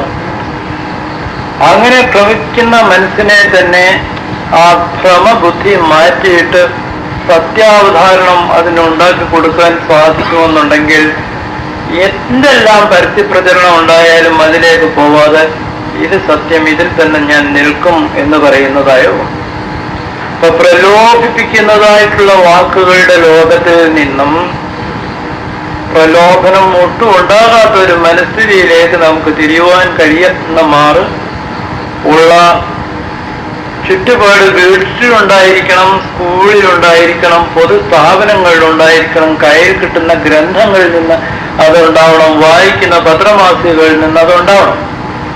നേരെ മറിച്ച് എവിടെയും നമുക്ക് പ്രലോഭനം മാത്രമാണ് കാണാൻ കഴിയുന്നത്. അപ്പൊ ആ പ്രലോഭനങ്ങളിൽ നിന്നും മനസ്സിനെ മാറ്റുവാൻ ശക്തമായിട്ടുള്ള ഒരു മാർഗനിർദ്ദേശം ആവശ്യമാണ്. ഈ ശക്തമായ മാർഗനിർദ്ദേശത്തിന് വേണ്ടി നമ്മൾ തുടങ്ങുന്നത് ഇവിടെയാണ്, ഈ വിദ്യാലയത്തിലാണ്. ഈ വിദ്യാലയത്തിന്റെ കാര്യം പറയുമ്പോൾ നാം അറിയാതെ തന്നെ വേറൊരു വിഷയത്തിൽ പോയി മുട്ടിപ്പോകുന്നു. ഞാനൊരു ഗ്രാമപ്രദേശത്തിലാണ്, തമിഴ്നാട്ടിലൊരു ഗ്രാമപ്രദേശത്തിലാണ് താമസിക്കുന്നത്. ഈ കാലങ്ങളെല്ലാം വളരെ തണുപ്പ് അധികമുള്ള സമയമാണ്. തണുത്ത് വിറച്ചു പോകുന്ന നമുക്ക് എത്ര കമ്പിളി എടുത്ത് മൂടിയാലും സഹിക്കുന്നില്ല. പക്ഷെ അവിടെ കൊച്ചു കുഞ്ഞുങ്ങൾക്ക് ചൂടാനൊരു തുണിയില്ലാത്തതായിട്ടുള്ള ഒട്ടേറെ വീടുകളുണ്ട്. ആ വീടുകളിലെ കുഞ്ഞുങ്ങൾ പച്ചവെള്ളം എടുത്ത് മുഖം കഴുകാൻ അവർക്ക് മനസ്സ് വരികയില്ല, അത്രയ്ക്ക് തണുപ്പാണ്. നടരാജ ഗുരുവുള്ള കാലത്ത് അതിരാവിലെ ഗുരു വളരെ ഉയർന്ന തത്വചിന്തകൾ എനിക്ക് പറഞ്ഞു തരികയും ഞാനത് പുസ്തകത്തിൽ എഴുതിക്കൊണ്ടിരിക്കുകയും ചെയ്യുന്ന സമയത്ത് ഈ കുഞ്ഞുങ്ങൾ വന്നിട്ട് കതകിനെ മുട്ടും. കാലത്ത് 6 മണിയോ മറ്റേ കഷ്ടിച്ചേ ആയിട്ടുണ്ടാവുള്ളൂ. എന്തെങ്കിലും വളരെ ഗൗരവമായിട്ടുള്ള ഒരു കാര്യം പറഞ്ഞുകൊണ്ടിരിക്കുന്നതിനിടയ്ക്ക് ഈ കുഞ്ഞുങ്ങൾ വന്ന് മുട്ടുന്നത് തന്നെ എനിക്ക് കുറച്ച് അഹിതമുണ്ടാകുന്ന കാര്യമാണ്. അപ്പൊ അല്പ ഈർഷ്യയോടുകൂടിയാണ് ഞാൻ നോക്കുന്നത്. എന്നാൽ ആ നിമിഷത്തിൽ തന്നെ ഗുരു എല്ലാ ജോലിയും നിർത്തിവെച്ചിട്ട് വാതിൽ തുറക്കാൻ പറയും. ആ കുഞ്ഞുങ്ങളകത്ത് വരും. വരും എന്ന് പറഞ്ഞ് എല്ലാറ്റിനെയും പിടിച്ച് തന്റെ കിടക്കയിൽ ഇരുത്തും. അതിൻ്റെ എല്ലാം മുഖത്തിരിക്കുന്നതായ മൂക്കളെയും രാത്രിയിലുള്ള മറ്റ് അഴുക്കുകളും അതിൽ വരുന്നതായ ദുർഗന്ധവും എല്ലാം ആലോചിക്കുമ്പോൾ അയ്യോ ഈ ഗുരുവിന്റെ കിടക്കയിൽ ഇതിനെല്ലാം പിടിച്ചിരുത്തിയല്ലോ എന്ന് എനിക്ക് തോന്നും. ഞാൻ പറയും പോയി മോൻ കഴിയിട്ട് വരും. അപ്പോഴേ ഗുരു എൻ്റെ അടുത്ത് പറയും നിർത്ത്, 1000 വർഷങ്ങളായിട്ട് ഇവർ കേൾക്കുന്നു, പോ, നിനക്ക് വൃത്തിയില്ല, പോ, നീ പോ എന്ന് പറയുന്ന ശബ്ദം കേട്ട് ഭയന്ന് കഴിഞ്ഞിട്ടുള്ള ആളുകളുടെ മക്കളുടെ മക്കളായി ഇന്നും അവർ ഭയത്തോടു കൂടി ഇവിടെ വരുമ്പോൾ നാം അവരെ ആട്ടി ഓടിക്കുകയാണെങ്കിൽ ആരിവരുടെ ഭയം കളയും. അതുകൊണ്ട് ഈ കുഞ്ഞുങ്ങൾ ആദ്യമായിട്ട് ഭയപ്പെടേണ്ടതല്ലാത്ത ഒരു സ്ഥലമുണ്ട് എന്നറിയട്ടെ. ഒരു ഗുരുവിന്റെ കിടക്കയിൽ എനിക്ക് കയറിയിരിക്കാം, എന്നെ ഗുരു ഭയപ്പെടുത്തുകയില്ല എന്നുള്ള ബുദ്ധി ഈ കുഞ്ഞുങ്ങൾക്ക് ആദ്യമേ ഉണ്ടാവട്ടെ. അതിനുശേഷം നമുക്ക് വേണമെങ്കിൽ വെള്ളം ചൂടാക്കി അവരുടെ മുഖം കഴുകാം. അതിനുവേണ്ടി ധൃതി കൂട്ടണ്ട. നമുക്കല്പം ഇത് അസഹനീയമാണെന്ന് തോന്നിയാൽ കൂടെയും കുഞ്ഞാദ്യം ഭയപ്പെടാത്തവനായി തീരട്ടെ. ആ ബുദ്ധി അവരിൽ ഉണ്ടാവട്ടെ. ഞാൻ അവർക്ക് വേണ്ടി ഒരു കൊച്ചു സ്കൂൾ തുടങ്ങി. കൊച്ചു സ്കൂൾ സാധാരണ സ്കൂളിന് വെറും പാവപ്പെട്ട കുഞ്ഞുങ്ങളുടെ സ്കൂൾ. അപ്പോ കീറി ഞാന്ന് കിടക്കുന്നതായ തുണികളൊക്കെ ഇട്ടോട്ട് ഈ കൊച്ചു കുഞ്ഞുങ്ങൾ ഇങ്ങനെ വന്നിരിക്കും. ഞാൻ പറഞ്ഞ് നിങ്ങളെല്ലാം ഇത് കഴുകി നല്ല വൃത്തിയാക്കി വരും. എല്ലാവർക്കും സോപ്പെല്ലാം കൊടുക്കും. കൊച്ചുങ്ങൾ ചിലത് പോയി കഴുകി കാലത്തെ കൊടുത്തു. വൈകിട്ട് 4 മണിക്ക് എല്ലാവരും വരാറുണ്ട്.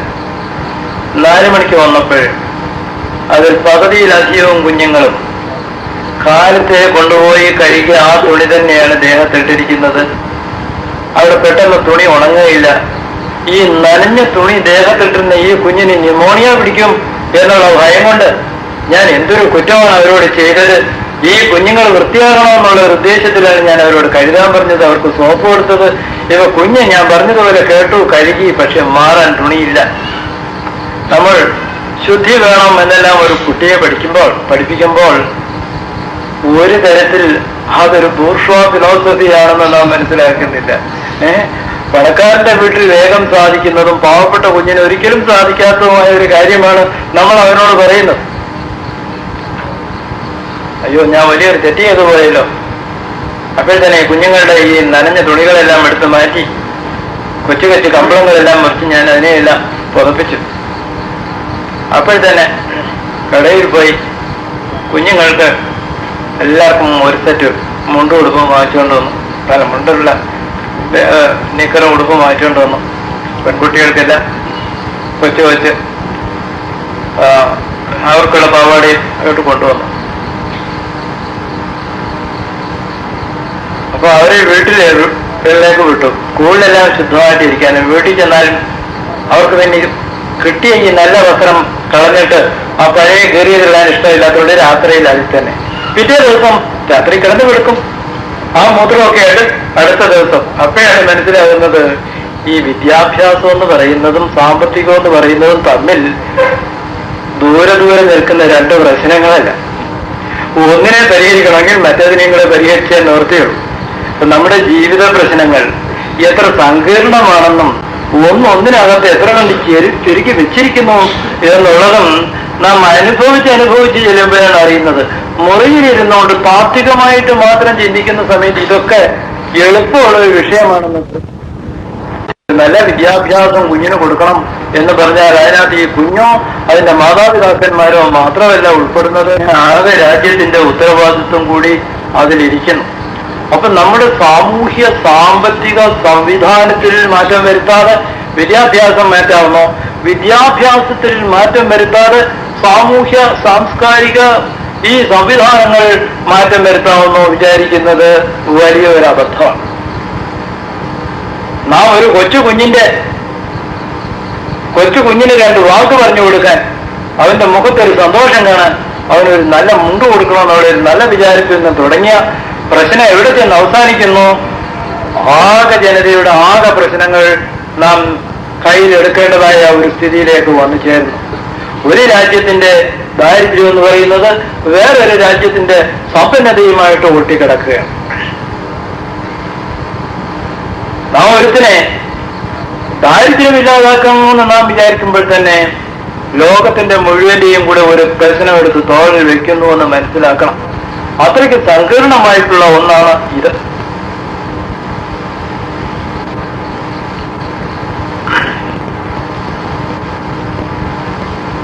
ഞാനിത് പറഞ്ഞതിന്റെ കാര്യം, നാളെ കാര്യങ്ങൾ തിരുത്താമെന്നുള്ള ബുദ്ധി നാം കുറച്ചങ്ങോട്ട് മാറ്റിവെക്കണം.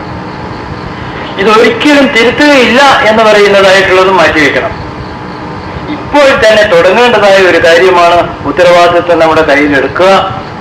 എന്നാൽ എടുത്തുകൊണ്ട് അക്ഷമയോടുകൂടി ഇത് ചെയ്യാൻ സാധിക്കുകയില്ല.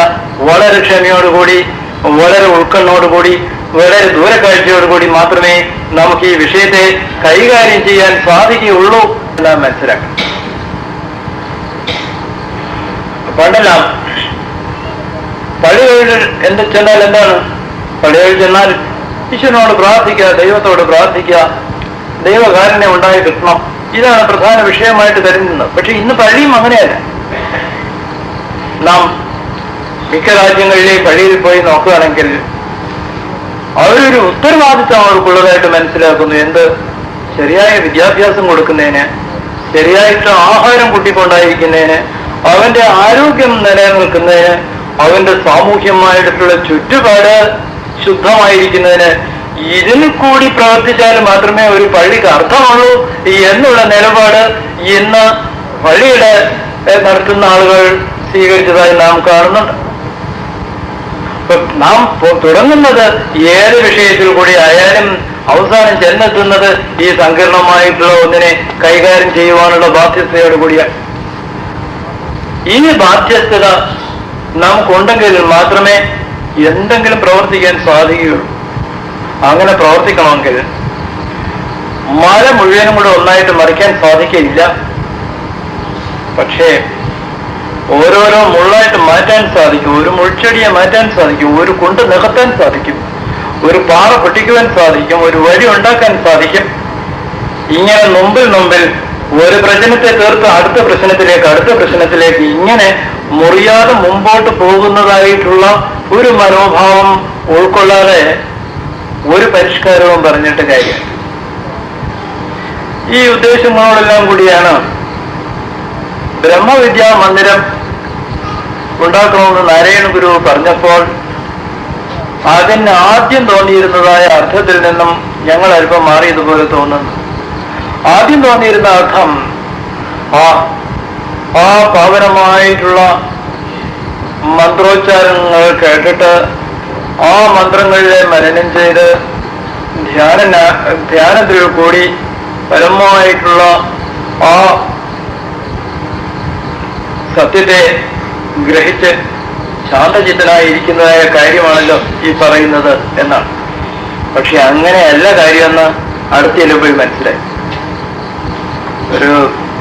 ഞാനൊരു ആശ്രമത്തിൽ പോയി വളരെ പ്രയാസപ്പെട്ട് ചെല്ലേണ്ട ഒരു ആശ്രമമാണ്. തളർന്നു പോയി എൻ്റെ മോൾ എത്തിയപ്പോൾ തന്നെ അങ്ങനെ കുറച്ച് സംസാരിച്ചതിന് ശേഷം അല്പം കിടക്കാമെന്ന് വിചാരിച്ച് കിടക്കുമ്പോൾ 12 വയസ്സുള്ള ഒരു കുട്ടി അടുത്ത് വന്ന് ക്ഷീണിച്ചു കിടക്കുന്നതായ എൻ്റെ കാതിൻ്റെ അടുത്ത് അവൻ്റെ വാ കൊണ്ടുവന്ന് വളരെ സമാധാനത്തോടുകൂടി എൻ്റെ അടുത്ത് ചോദിച്ചു, ഗുരു ഞാനൊരു ചോദ്യം ചോദിക്കട്ടെ? ചോദിച്ചോളൂ, ഞാൻ കിടക്കാനല്ല എന്തായാലും, ചോദിച്ചോളൂ. അവൻ പറഞ്ഞ, മോക്ഷത്തിലേക്ക് പോകാനുള്ള വഴി എനിക്കൊന്ന് പറഞ്ഞു തരണം. ചേട്ടാ, ഈ 12-കാരന് ചോദിക്കാൻ തോന്നി ചോദ്യം കേട്ടില്ലേ? മോക്ഷത്തിലേക്ക് പോകാനുള്ള വഴി എനിക്കൊന്ന് പറഞ്ഞു തരണം. ശരി, മോക്ഷത്തിൽ പോയിട്ടുള്ള ആരെയെങ്കിലും നിനക്കറിയാമോ? ഓ, ശ്രീരാമകൃഷ്ണ ദേവൻ, ശ്രീനാരായണ ഗുരുദേവൻ, രമണ മഹർഷി, ഇവരൊക്കെ മോക്ഷം പ്രാപിച്ചവരാണ്. നീ എത്ര പേര് മനസ്സിലാക്കിയിരിക്കുന്നു? അവർക്കൊക്കെ അതുകൊണ്ട് എന്ത് കിട്ടി? അവർക്കെല്ലാം വലിയ സുഖം കിട്ടി. സ്വാമി, സുഖം കിട്ടിയെന്നാണോ നീ പറയുന്നത്? ഇടാ, ശ്രീരാമകൃഷ്ണദേവന് ക്യാൻസർ ആയിരുന്നു. അദ്ദേഹത്തിന്റെ തൊണ്ടയിൽ ക്യാൻസർ വന്ന് വേദനിച്ചാണ് അദ്ദേഹം സമാധിയായത്. ശ്രീനാരായണ ഗുരു അവസാനം വലിയ രോഗത്തോടു കൂടി അമ്മേ എന്ന് വിളിച്ച് വേദനയോടുകൂടിയാണ്. അപ്പൊ ഈ വേദനിച്ചവരെല്ലാം മോക്ഷം പ്രാപിച്ചു എന്നാണോ നീ പറയുന്നത്? സ്വാമി, അവരുടെ ശരീരത്തിൽ വേദന ഉണ്ടായിരുന്നിരിക്കും, എന്നാലും അവരുടെ മനസ്സ് അതിനൊക്കെ അപ്പുറത്ത് പോയിരുന്നു. ആ ശരീരത്തിനുണ്ടാകുന്ന വേദനയ്ക്കൊക്കെ അപ്പുറത്ത് പോയിരുന്നു. ഇവന് വയസ്സ് 12 ഉള്ളൂ. അവൻ പറയുന്നത് ഇതൊക്കെയാണ്. ഞാൻ പറഞ്ഞു, മോനെ, നിനക്കാരും മോക്ഷന്മാർക്ക് ഉപദേശിച്ചു തരണ്ട, നിനക്കതൊക്കെ അറിയാം. എന്നാലും ഒരു ഗുരു അത് പഠിപ്പിക്കണമെന്ന് കേട്ടിട്ടുണ്ട്. ഞാൻ ഗുരുവിന്റെ കൂടെ വരികയാണ്. അത് ശരി, നീ എന്റെ കൂടെ വന്നാൽ ധ്യാനത്തിൽ ഇരിക്കേണ്ടി വരും. നിന്നെ കൊണ്ടാവുമോ അത്? ഓ, ഞാൻ ധ്യാനത്തിൽ ഇരുന്നോളാം. എടാ, ധ്യാനത്തിൽ ഇരിക്കണമെങ്കിൽ വയറ്റിൽ വല്ലതും വേണം.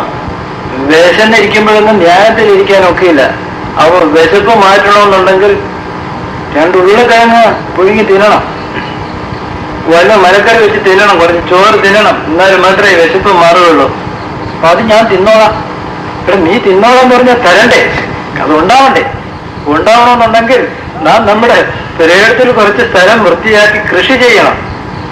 എങ്കിൽ മാത്രമേ ഈ ആഹാരം ഉണ്ടാവുള്ളൂ. ഈ ആഹാരം കഴിച്ചിട്ട് വേണം നമുക്കിരുന്ന് ധ്യാനിക്കാൻ. ഓ, അത് ഞാൻ ചെയ്തോളാം. നീ പറഞ്ഞാൽ പോരാ. ഈ കൃഷി ചെയ്യണമെന്നുണ്ടെങ്കിൽ ആ ഭൂമി ഇളക്കണ്ടേ? ആ ഭൂമി ഇളക്കുന്നതിന് കുറെ അധ്വാനം വേണം.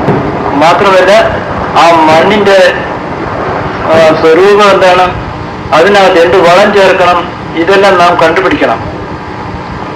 ഓ ശരി.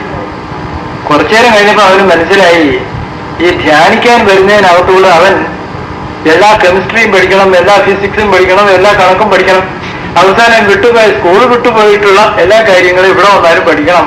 പഠിക്കാതെ ഈ കാര്യം ചെയ്യാൻ സാധിക്കില്ല. ഇപ്പൊ മോക്ഷത്തിലേക്ക് നാം പോകുക എന്ന് പറയുമ്പോൾ കേട്ടാൽ എളുപ്പമാണെന്ന് തോന്നും. പക്ഷെ മോക്ഷമാർഗത്തിലേക്ക് ചെല്ലുമ്പോഴും ജീവിതം തന്നെയാണ് അവിടെ ഇരിക്കുന്നത്. അതുകൊണ്ട് ജീവിതത്തിന്റെ എല്ലാ തൊട്ട് നമുക്ക് കൈകാര്യം ചെയ്താലേ ഒരാശ്രമത്തിലായാലും ജീവിക്കാൻ സാധിക്കുകയുള്ളൂ. ആ കുട്ടി പിന്നെ അവിടെ വരികയും ചെയ്തു. ഇതൊന്നും നാം മനസ്സിലാക്കേണ്ടത്, ജീവിതത്തെ തിരുത്തുക എന്ന് പറയുന്നത് എളുപ്പമല്ല. തിരുത്താതിരിക്കുകയാണെങ്കിൽ ഇന്നലത്തേക്കാൾ വലിയ തെറ്റായിരിക്കും നാളെ ഉണ്ടാവുന്നത്. അതുകൊണ്ട് ഇപ്പോഴും തിരുത്തിക്കൊണ്ട് തന്നെ ഇരിക്കണം. എന്നാൽ ആ തിരുത്തുന്നതിന് 2 കാര്യങ്ങൾ ആവശ്യമുണ്ട്. നമുക്ക് എന്തായിത്തീരണം എന്നുള്ള അറിവ് വേണം. എന്തായിത്തീരണം എന്നുള്ള അറിവ് അത് പ്രാപിക്കുന്നതിന് വേണ്ടിയുള്ള മാർഗങ്ങളെ ഓരോ നിമിഷത്തിലും അനുവർത്തിച്ചുകൊണ്ടിരിക്കുകയും വേണം. ഇത് രണ്ടും കൂടെ ചേർന്ന് പോകുന്നതായിട്ടുള്ള ഒരു ജീവിതം വേണം. പക്ഷെ നമ്മുടെ വിദ്യാഭ്യാസ ലോകത്ത് നാം എന്ത് ചെയ്തു? ഒരുപാട് കാര്യങ്ങൾ പഠിപ്പിച്ചതൊന്നും ജീവിതത്തിൽ ഒരു തരത്തിലും പ്രയോഗിക്കാൻ സാധിക്കാത്ത കാര്യമാണ്. ഒരു വലിയ ചിന്തകൻ എൻ വൈറ്റ്ഹെഡ് എന്ന് പറഞ്ഞിട്ട് ഉണ്ട്, നമുക്ക് എല്ലാവർക്കും അറിയാവുന്ന. ആ വൈറ്റ്ഹെഡിന്റെ ദ പ്രിൻസിപ്പിൾസ് ഓഫ് എഡ്യൂക്കേഷൻ എന്ന് പറയുന്ന പുസ്തകത്തിലത് അദ്ദേഹം പറയുന്നു, വിദ്യാഭ്യാസ ലോകത്ത് 2 തത്വം നാം മുറുകെ പിടിക്കണം. ഒന്ന്, അധിക വിഷയങ്ങൾ പഠിപ്പിക്കരുത്.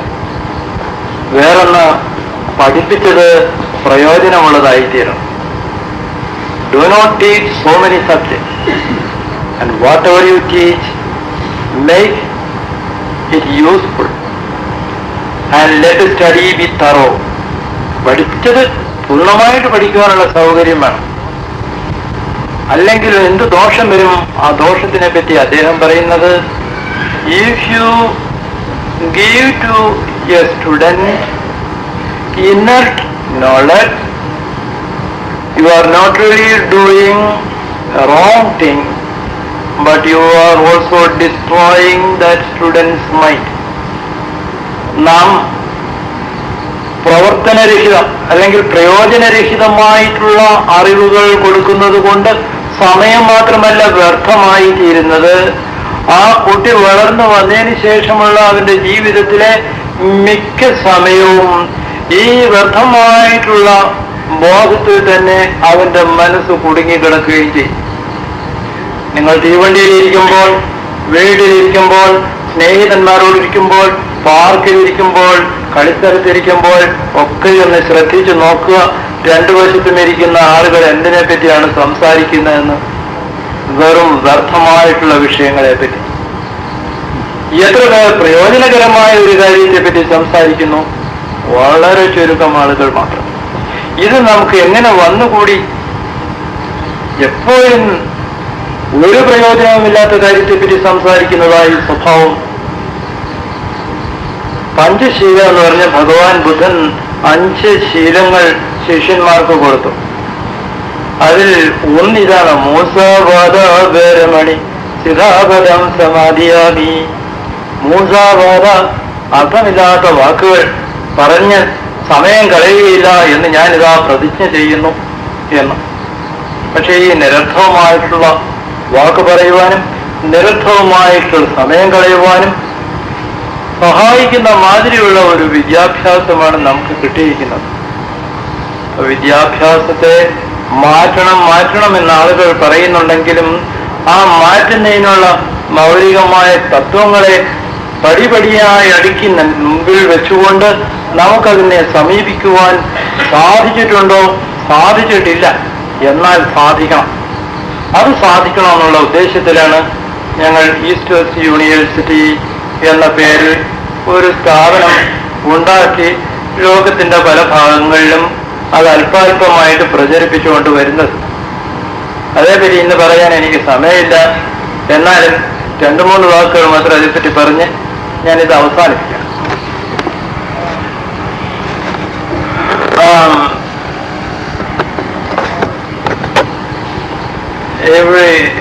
ഇന്ത്യയിലെ സംസ്കാരത്തിന്റെ ആഴത്തിലേക്ക് നാം ഇങ്ങനെ കടന്നു ചെല്ലുമ്പോൾ കാണുന്നത് ചില ഉപനിഷത്തുകളാണ്. അതുപോലെ തന്നെ ചില ശൈവ ആഗമങ്ങളാണ്. തിരുക്കുറൾ പോലെയുള്ളതായ ചില കൃതികളാണ്. തിരുക്കുറളായാലും തിരുമന്ദിരമായാലും വേദോപനിഷത്തുകളായാലും അതിലെല്ലാറ്റിലും ഒരുപോലെ സ്വീകരിച്ചിരിക്കുന്നതായിട്ടുള്ള ഒരു പ്രതീകമുണ്ട്. ആ പ്രതീകത്തെ ഓം എന്ന് പറയുന്നു. ഈ ഓം എന്ന് പറയുന്നതിൽ ഒരു വലിയ രഹസ്യം അടങ്ങിയിരിപ്പുണ്ട്. ആ രഹസ്യം ഒന്ന് ആ, വേറൊന്ന് ഓ, വേറൊന്ന് പിന്നെ വരുന്നതായിട്ടുള്ള ഒരു മൗനനില. ഇത് ഉള്ളിൽ വെച്ചുകൊണ്ട് നാരായണ ഗുരു അദ്ദേഹത്തിന്റെ ആത്മോപദേശ ശതകത്തിൽ പറയുന്നു, ഉണരരുതിന്നെ ഉറങ്ങിടാതിരുന്നീരണം അറിവായി ഇതിനിന്നയോഗ്യനെന്നാൽ പ്രണവമുണർന്ന് പുറപ്പൊഴിഞ്ഞ വാഴും മുനിജനസേവയിൽ മൂർത്തി നിർത്തിയിടണം. പ്രണവമുണർന്ന് പുറപ്പൊഴിഞ്ഞ ഒരു മുനിയുടെ അടുത്ത് നീ നിന്റെ മൂർത്തിയെ ചേർത്ത് നിൽക്കണം. എപ്പോഴ് നിനക്ക് വിഷയങ്ങളിലേക്ക് ഉണർന്നു ചെല്ലാതിരിക്കുവാനും സത്യത്തിൽ നിന്ന് ഉറങ്ങിപ്പോകാതിരിക്കുവാനും കഴിയുന്ന മാതിരി അറിവിൽ തന്നെ നിറഞ്ഞു നിൽക്കുവാൻ കഴിയാത്ത പക്ഷം അങ്ങനെ ചെയ്യാൻ കഴിയുമെങ്കിൽ നീ ആരുടെ അടുത്ത് പോകണ്ട. അതായത് ദുഃഖമുണ്ടാകുന്നതായ വിഷയങ്ങളിലേക്ക് മനസ്സ് ഉണർന്നു പോകരുത്. സുഖം നൽകുന്നതായിട്ടുള്ള സത്യത്തിൽ നിന്നും മനസ്സ് ഉറങ്ങിയും പോകരുത്. ഇത് രണ്ടും പോകാതെ ശാശ്വതമായ അറിവിൽ തന്നെ നിനക്ക് നിൽക്കുവാൻ സാധിക്കുമെന്നുണ്ടെങ്കിൽ നല്ലത്. അതില്ലെങ്കിൽ നീ ഒരു അധ്യാപകന്റെ ഒരു ഗുരുവിന്റെ അടുത്ത് പോകും. എങ്ങനെയുള്ള ഗുരുവായിരിക്കണം? അയാൾക്ക് പ്രണവം ഉണർന്നായിരിക്കണം. എന്താ ഈ പ്രണവം ഉണരുക എന്ന് പറഞ്ഞാൽ, ഇപ്പൊ ഇത് ഞാൻ ഉണർന്നിരിക്കുന്നു, നിങ്ങളെല്ലാം ഉണർന്നിരിക്കുന്നു, സ്ഥൂലമായിട്ടുള്ള ഈ ശബ്ദം ഈ യന്ത്രത്തിൽ കൂടെ നിങ്ങളുടെ കാതിലേക്ക് ഒഴുകി വരുന്നു. ഇങ്ങനെയുള്ള ഈ സ്ഥൂല പ്രപഞ്ചത്തെ സംബന്ധിക്കുന്നതിനെ ആ എന്ന് പറയും. അപ്പോ ഓങ്കാരത്തിലിരിക്കുന്ന ആ എന്നതുകൊണ്ട് transactional world of gross objects where there is a subject and an object and there is subject-object relationship. ഇങ്ങനെ ഒരു വ്യക്തിയും മറ്റു വ്യക്തികളായിട്ടും മറ്റു വിഷയങ്ങളായിട്ടും മറ്റു ഭൂതവസ്തുക്കളായിട്ടും ബന്ധപ്പെട്ട് കഴിയേണ്ടതും വ്യവഹാരത്തിന് എല്ലാ തരത്തിലുള്ളതായ ആവശ്യമുള്ളതുമായ ഒരു വ്യവഹാര മണ്ഡലം ഇരിക്കുന്നു. അതിനെ കണക്കിലെടുത്തുകൊണ്ട് നീ വിദ്യാഭ്യാസത്തിന് കരുപിടിപ്പിക്കണം. വ്യവഹാരത്തിന് ഉള്ള എല്ലാ യോഗ്യതയും കൊടുക്കുവാൻ കഴിയുന്നതായിരിക്കണം അവിടെ കിട്ടുന്നതായ വിദ്യാഭ്യാസം. ഏത് ചെയ്യുന്നതിനും, ഒരു മരം മുറിക്കുന്നതിനായാലും കൊള്ളാം, ഒരു സോപ്പ് ഉണ്ടാക്കുന്നതിനായാലും കൊള്ളാം, വെള്ളം വയലിലേക്ക് ഒഴുക്കി വിടുന്നതിനായാലും കൊള്ളാം, നെല്ലുണ്ടാക്കുന്നതിനായാലും കൊള്ളാം, ആഹാരം പാചകം ചെയ്യുന്നതിനായി ഏത് കാര്യത്തിലായാലും അതിനെ വ്യക്തമായി സ്പഷ്ടമായി എങ്ങനെ ചെയ്യണമെന്ന് പഠിപ്പിച്ചു കൊടുക്കുന്നതായിട്ടുള്ള ഒന്ന് ആണെങ്കിൽ ഈ വ്യവഹാര ലോകത്തിന്റെ സ്വഭാവം പൂർണ്ണമായും മനസ്സിലാക്കിയിരിക്കുന്നു. എങ്ങനെ മനസ്സിലാക്കിയിരിക്കുന്നു? അയാൾ അതിൽ വ്യവഹാരത്തിൽ കൂടി വരുന്ന ഉണ്മ എന്ന് പറയുന്നതും സച്ചിദാനന്ദം എന്ന് പറയുന്ന പരമ സത്യത്തിന്റെ സ്വഭാവത്തിൽ തന്നെ അധിഷ്ഠിതമാണ് എന്നയാൾ മനസ്സിലാക്കുന്നു. അതിലുണ്ടായിരിക്കുന്ന അറിവും ഈ സച്ചിദാനന്ദം എന്ന് പറയുന്നതിന്റെ ചിന്മാത്രതയിലിരിക്കുന്നതായ ആ അതിന്റെ തന്നെ ഭാനം കൊണ്ടുണ്ടാകുന്നതാണെന്നും അയാൾ മനസ്സിലാക്കുന്നു. അവിടെ ഉണ്ടായിരിക്കുന്ന എല്ലാ പ്രിയങ്ങളും ആനന്ദത്തോട് ബന്ധപ്പെട്ടതാണെന്ന് അയാൾ മനസ്സിലാക്കുന്നു. അങ്ങനെ വ്യവഹാരത്തിൽ ഇരിക്കുന്നതെല്ലാം പരമാർത്ഥത്തിൽ തന്നെ അധിഷ്ഠിതമാണ് ആക്കി മനസ്സിലാക്കണം. അതിന് തക്ക രീതിയിൽ അതിനെ വ്യാഖ്യാനിച്ചു കൊടുക്കുന്നതായിട്ടുള്ള അറിവ് ആര് കൊടുക്കുന്നോ അയാൾ ആകാരത്തിന്റെ സ്വരൂപം മനസ്സിലാക്കിയ ആളാണ്.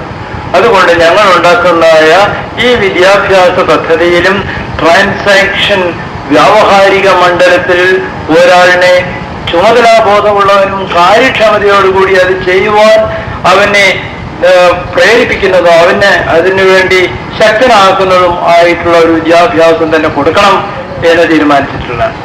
രണ്ടാമത്തേത് ഉകാരം എന്ന് പറഞ്ഞ എന്ന് പറയുമ്പോൾ തന്നെ പകുതി അടച്ചു, എന്ന് പറയുന്നത് പോലെയല്ല. അപ്പൊ ഇവിടെ സബ്ജക്റ്റ് ഓബ്ജക്റ്റ് എന്നുള്ള റിലേഷൻ അങ്ങോട്ട് മാറി.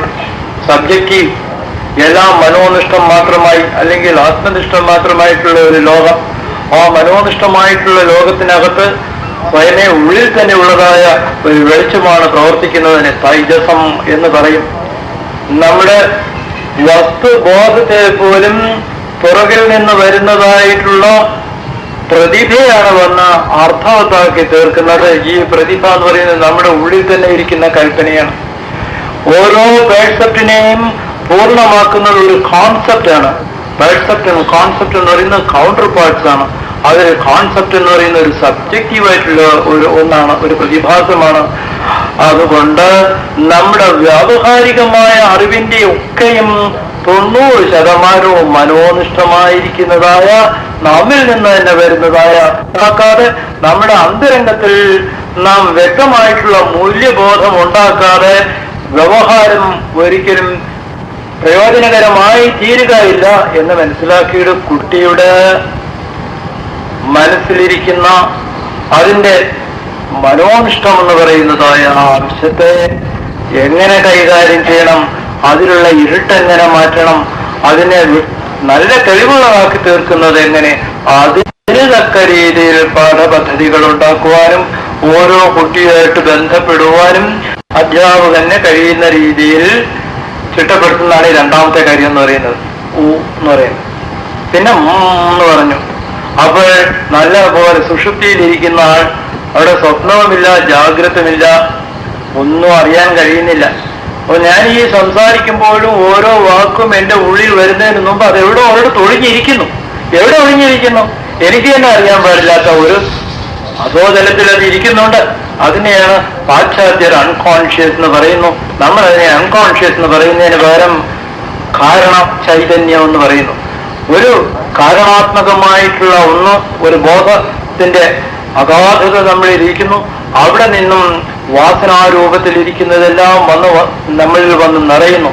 എങ്കിൽ ഈ വാസനയിലാണ് എന്റെ സുഖദുഃഖങ്ങളുടെ എല്ലാം ബീജങ്ങൾ കിടക്കുന്നത്, എന്റെ വ്യവഹാരങ്ങളുടെ പ്രചോദനങ്ങളെല്ലാം കിടക്കുന്നത് ഈ എനിക്കറിയപ്പെടാതിരിക്കുന്നതായ ആ മേഖലയിലാണ്, ആ അൺകോൺഷ്യസിലാണ് എന്ന് ഞാൻ മനസ്സിലാക്കുകയാണെങ്കിൽ എന്റെ വാസനയെ തിരുത്താതെ എന്റെ സ്വപ്നം തിരുത്താൻ ഒക്കില്ല. എന്റെ സ്വപ്നം തിരുത്താതെ എന്റെ വ്യവഹാരം ഒരിക്കലും ശരിയാവുകയില്ല എന്ന് വന്നാൽ ആരുണ്ട് എന്റെ ഉള്ളിന്റെ ഉള്ളിൽ കിടന്ന് ആ ഉള്ളിനെ അശുദ്ധമാക്കിക്കൊണ്ടിരിക്കുന്നതായ പൂർവികമായ ആ വാസനകൾ ഏത് എന്ന് കണ്ടെടുത്തതിനെ തിരുത്തുവാൻ കഴിവുള്ള ഗുരു എവിടെ എന്ന് നാം ചോദിക്കും.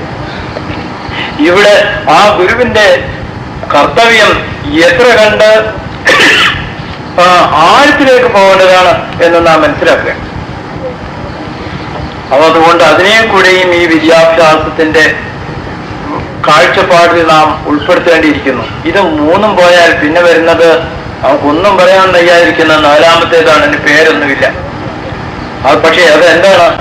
അതിന്റെ അധിഷ്ഠാനത്തിലാണ് ഈ അൺകോൺഷ്യസ് എന്ന് പറയുന്നതും ഈ സ്വപ്നം എന്ന് പറയുന്നതും ഈ ജാഗ്രത എന്ന് പറയുന്നതിന്റെയും എല്ലാം അടിയിലിരിക്കുന്നതായ സത്യമേത്, പരമമായിരിക്കുന്ന ആ സത്യമേത്. അതുകൊണ്ട് പരമം എന്ന് പറയുന്നതായ ഒരു സത്യത്തെ ദർശിക്കാതെ നമുക്ക് ഈ സാപേക്ഷികതകളെ അതിനെ ഇരിക്കേണ്ട സ്ഥലത്ത് വെക്കേണ്ട സ്ഥലത്ത് വേണ്ട രീതിയിൽ ഒരുക്കാൻ സാധിക്കുകയില്ല.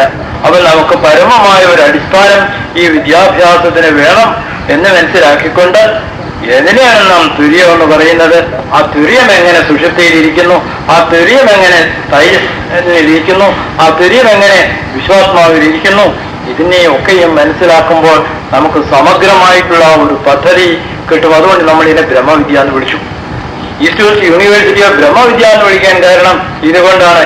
ഈ 4 മേഖലകളിലും പ്രവേശിച്ച് ഒരു വിദ്യാർത്ഥിക്ക് ആകെയുള്ള ഒരു തിരിച്ചറിവ് കൊടുക്കുന്നത് കൊണ്ട് വേറെ ഒരു പദ്ധതിയും കൂടെ ഇതിനകത്ത് ഉൾപ്പെടുത്തിയിട്ടുണ്ട്. അതെങ്ങനെയുള്ളത് അത് പറയുന്നതിന് സമയം വേണം. ഞാനതിലേക്ക് പോകുന്നില്ല. ഏതായാലും അതേപ്പറ്റി മനസ്സിലാക്കേണ്ട ഇത്രയും ഒരു കാര്യമേ ഉള്ളൂ. നമുക്കൊക്കെ ഒരു അധിഷ്ഠാനമുണ്ട്. ആ അധിഷ്ഠാനം എന്ന് പറയുന്നത് നാം ഓരോരുത്തരും ഈ ജീവിതം കൊണ്ട്, ഈ ശരീരം കൊണ്ട്, ഈ മനസ്സ് ഉണ്ടായപ്പോൾ നമ്മോടൊപ്പം കൊണ്ടുവന്നിട്ടുള്ള ഒന്നാണ്. അതിൽ നിറഞ്ഞിരിക്കുന്നതിനെ അതിന്റെ ധർമ്മം എന്ന് പറയുന്നു. അവനവനുള്ള ധർമ്മത്തെ സ്വധർമ്മം എന്നും പറയുന്നു. ആ സ്വധർമ്മം അവനവന്റെ അധിഷ്ഠാനത്തോട് ബന്ധപ്പെട്ടതാണ്. അതുകൊണ്ട് ഒരുവന്റെ അധിഷ്ഠാനം വേറൊരുവന്റെ അധിഷ്ഠാനത്തിന്റെയും വ്യത്യാസം മനസ്സിലാക്കാതെ അവരെ രണ്ടുപേരെയും ഒരുപോലെ വിദ്യ അഭ്യസിപ്പിക്കാം എന്ന് നാം വിചാരിക്കുന്നതിനകത്തൊരു പങ്കുകളുണ്ട്. Peter is different from Paul. പൗലോസിൽ നിന്നും വളരെ വ്യത്യസ്തനായിട്ടുള്ള ഒരു മനുഷ്യനാണെന്ന് മനസ്സിലാക്കിക്കൊണ്ട് വേണം അവരെ രണ്ടുപേരും നാം ഒരു ക്ലാസ്സിൽ വെച്ച് പഠിപ്പിക്കാൻ.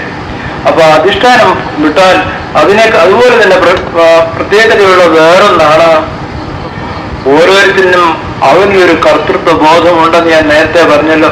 ഞാൻ അറിയുന്നു, ഞാൻ ചെയ്യുന്നു, ഞാൻ അനുഭവിക്കുന്നു എന്ന് പറയുന്ന ആ ജ്ഞാതൃത്വം, ആ കർത്തൃത്വം, ആ ഭോക്തൃത്വം, അത് പീറ്ററിൽ നിന്നും പോളിന് വ്യത്യാസമുണ്ടെങ്കിൽ ഒരുവന്റെ വ്യക്തിത്വത്തിൽ ഇരുന്നുകൊണ്ട് അവന്റെ ഇച്ഛാശക്തി എങ്ങനെ പ്രവർത്തിക്കുന്നു എന്നൊരു അധ്യാപകൻ മനസ്സിലാക്കാതെ ആ അധ്യാപകൻ ആ കുഞ്ഞിനെ പഠിപ്പിക്കാനുള്ള യോഗ്യതയില്ല, പഠിപ്പിച്ചാൽ അത് പഠിപ്പാവുകയുമില്ല.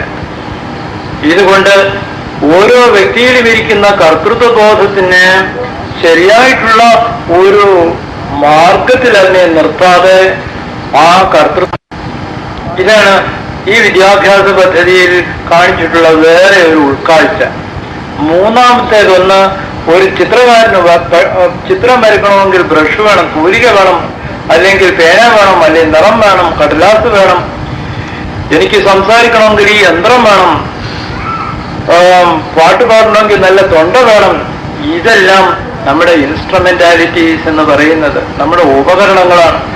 നമുക്ക് വേണ്ടുന്നതായിട്ടുള്ള ഉപകരണം ഇല്ലാത്തത് കൊണ്ട് മറ്റു രാജ്യങ്ങൾ മുമ്പോട്ട് പോകുമ്പോൾ നമുക്ക് അതിനോടൊപ്പം ഓടിയെത്താൻ കഴിയാതെ ഇരിക്കുന്നതിൻ്റെ ഒരു പ്രധാനപ്പെട്ട ഒന്ന്, അത്രയും ഉപകരണങ്ങൾ നമുക്കില്ല.